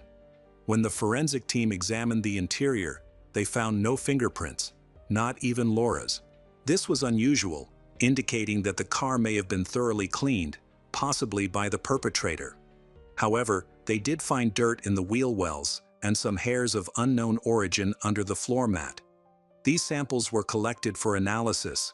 The soil found in the wheel wells matched the particles on the floor mats of the driver and passenger areas, and when compared to the materials found at the crime scene, they matched as well. Evidence clearly showed that the tire tracks near the crime scene belonged to Laura's car, suggesting that the killer was not a random stranger, but someone who knew her well, including her workplace. As police gathered and analyzed the information, they interviewed people close to Laura, starting with her mother, Lorene Mackey. Lorene immediately suspected her daughter's boyfriend, David, because she was aware of the toxic nature of their relationship and had never supported it. She described David as jealous and possessive, almost like a stalker. Lorene noted that many of Laura's encounters with David ended in arguments. This was extremely distressing to her, as she felt her daughter was ignoring important warning signs. Despite the efforts of several family members, including Laura's father, they were unable to convince Laura that David was a danger. Tragically, this may have contributed to Laura's early death. At that time, personal relationship issues were not considered matters for the police to handle. People generally believed that they should resolve such matters themselves. The police spoke with Lorene's mother and then met with her father and stepmother. Lorene stated that she had last spoken to Laura on the morning of May 31, just a few days before the body was discovered. On that day, Laura had slept over at her friend Trina's house, and they were together until late at night. On the morning of June 1, the girls slept in and woke up around 9 a.m. They then left. Laura went to work at the store, where she was scheduled to work until lunchtime. Trina was supposed to replace her at 2 p.m., after which Laura planned to check her semester grades and then go swimming at her grandmother's pool. However, when Trina arrived at the store around 1 p.m., she discovered that Laura was not there. Her coworkers said that Laura had taken time off and left early. Laura was wearing the same jeans that were found on her body. Laura's car was discovered at work at 3:30 p.m., which was unusual since she was not there. It is unclear when she arrived because there were no surveillance cameras at that time. Laura's father, Salman, last saw his daughter and confirmed that she was with her friend Trina that day. The two girls had been friends since childhood and worked together at the grocery store. Trina helped piece together the events of May 31 and supported Laura's family's concerns. She knew that Laura was afraid of her boyfriend David because he was harassing her, making him a suspect in Laura's murder. Laura had begun talking to other guys because she wanted to break up with David, but was too afraid to tell him directly. She tried to avoid him to signal that their relationship was over. Laura often expressed feeling unsafe around her ex-boyfriend, who was violent towards her, and her fears were well-founded. David Kyle Gillies' behavior became increasingly cruel, making the situation unacceptable. Several co-workers at the grocery store confirmed that Laura and David had a very bad relationship. Witnesses reported that David would come to the store to accuse Laura of cheating and harass her. He used harsh words and even resorted to hitting Laura. David was very possessive. When questioned at the police station, he claimed that Laura was swimming with her grandmother and that he had not seen her. He did not mention their previous encounter before the incident. Witnesses reported seeing Laura with a man in her car that day. After they left together, Laura's car reappeared in the parking lot, but she was missing. No one saw her arrive or park, suggesting that the killer may have left the car there. The police had no evidence against David, so they released him. Unfortunately, the conversation with him was not recorded. A week later, David was questioned again, this time about the last day he spent with Laura. David said that they had a good time on May 30 and that they had not argued. They left Laura's grandmother's apartment at around 9 p.m. in his car, parked behind a church, and were intimate. He then drove her back to her grandmother's house, and they left at around 2 a.m. in separate cars. David went to work, believing that Laura had returned to her father's house. He left work at 7 a.m. and went straight to bed, waking up at 3 p.m. He claimed that he was home during the murder, and his father supported his alibi. The next interview took place in July. David added to his previous claim that after they were intimate, they used jeans in his car to clean up. This detail seemed odd, and the inconsistencies in his testimony raised suspicions, but there was still no evidence against him. The police worked to piece together a timeline of events leading up to the murder. They discovered that on May 30, Laura had been dancing with a man at a nightclub. It was later revealed that the man was one of Laura's friends and that he had a verified alibi for the time of the murder. A new suspect emerged when a Nashville woman reported being abused. During the attack, the attacker mentioned a woman named Laura, threatening to hurt her like he did Laura if she resisted or reported him. During the investigation, police discovered that the suspect also attended the same college as Laura, frequented the gym where she worked out, and often saw her at campus parties. He was also near the school on the day of the murder. Police compared hair found in Laura's car to that of the new suspect. However, DNA analysis at the time was insufficient to make a definitive match. The new suspect was eventually ruled out because the hair samples found in Laura's car did not match him, and he had a solid alibi. As the investigation continued to stall, Laura's parents grew increasingly concerned that the search for the killer might be stalled as well. Concerns about the investigation were confirmed over time due to several police errors. The crime scene was not properly secured, and police collected evidence without using gloves, which could have contaminated it. When Laura's father arrived at the area where his daughter's body was found, he noticed her necklace, which the police had overlooked. He took it to the police station, further cementing his belief that the police had been careless in their investigation. Sadly, Laura's family was right. It took 16 years for the investigation to progress. The case became one of many unsolved cold cases. It wasn't until 2000 that a police team was formed to reinvestigate Laura's case and finally identify her killer. For police officer Dan Goodwin, it was a personal matter because he knew Laura. They had been in college together and had gone to the movies with friends just 4 days before her death. During his first meeting with Laura's family, Goodwin promised to uncover the truth behind her death. Eventually, the police gained access to advanced technology that allowed them to re-examine old evidence. They sent the clothing found on Laura's body to a lab to create a DNA profile. While reviewing Laura's file, the police found a note that contradicted the alibi of Laura's ex-boyfriend, David Kyle Gilley, who claimed he was home at the time of Laura's murder. It was discovered that the police had a witness who contradicted David's alibi.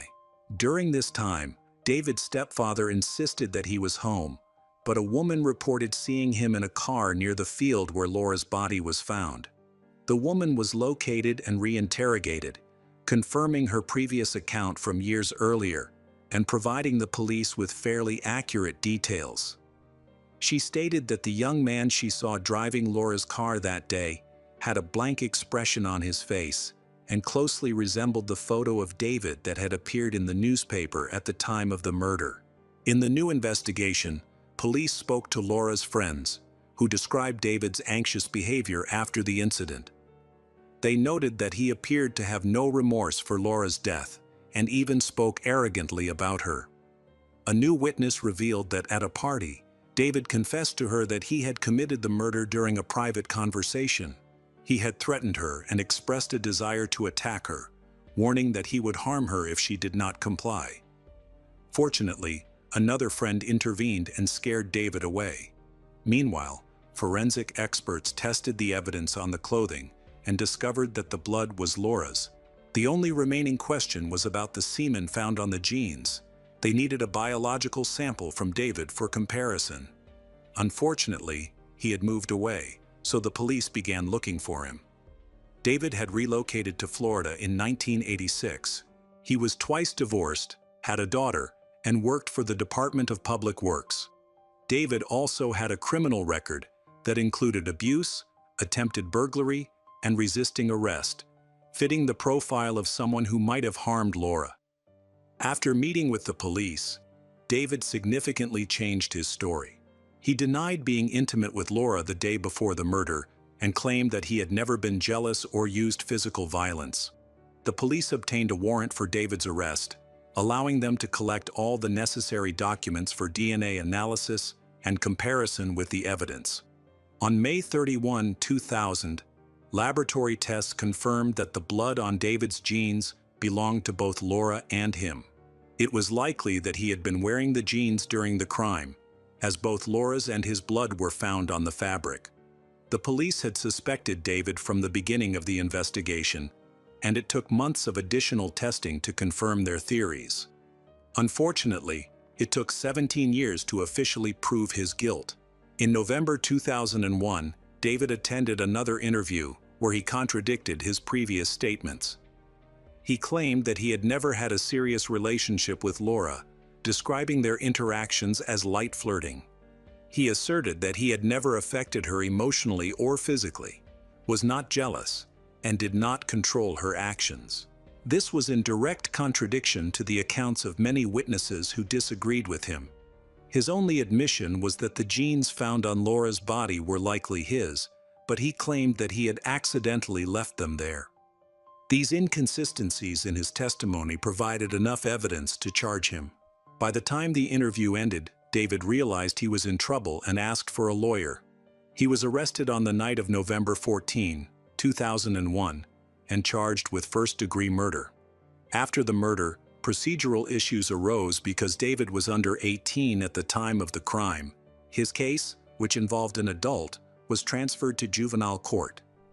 In 2002, preliminary hearings were held to decide whether the case should be transferred to adult district court.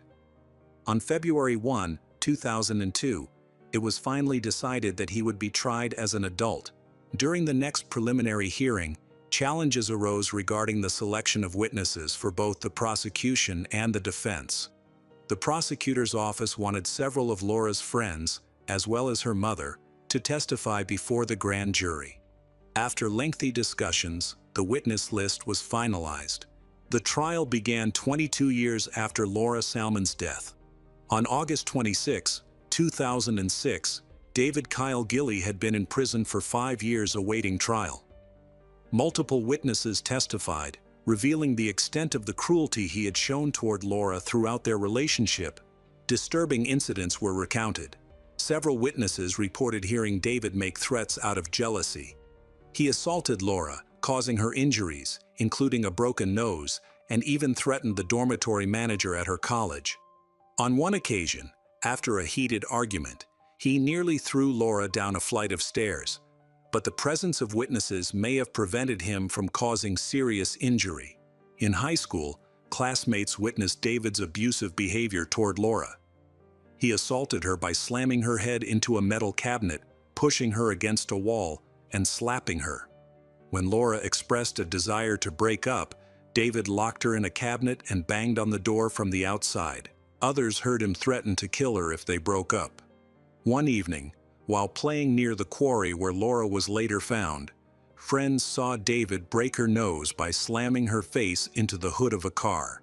One of Laura's friends reported the abuse to the police, but there was no record of any law enforcement action taken.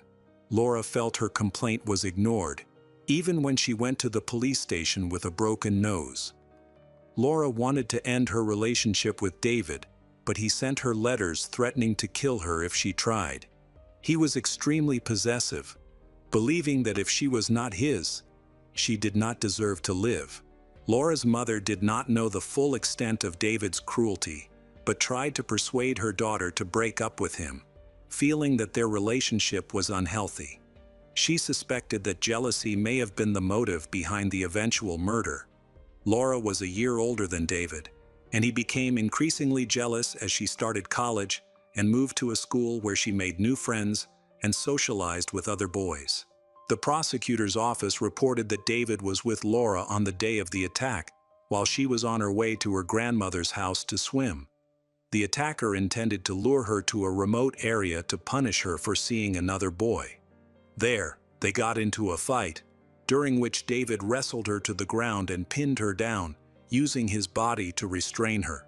He then began hitting her on the head with whatever object he could find, which unfortunately included several large stones, causing the young girl to suffer serious injuries and die.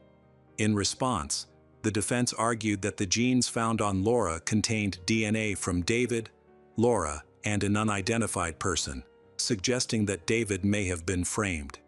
The attorney emphasized that David had criticized the police for bias during the investigation. David's brother testified on his behalf, providing a strong alibi. During cross-examination, police discovered that David's brother had been in contact with David while he was in prison. The brothers discussed ways to get David released, leading to the creation of an elaborate alibi that was exposed at the hearing. David Kyle Gilley was convicted of first-degree murder and sentenced to life in prison, with the possibility of parole after 30 years. He is currently incarcerated, and his defense attorneys have filed multiple appeals against the verdict, all of which have been rejected.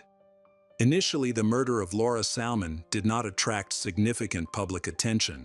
4 months after the horrific incident, the tragedy was widely reported in the media. The case sparked a national discussion about domestic violence. Since 1984, various measures have been taken to strengthen protections for women facing violence in their relationships,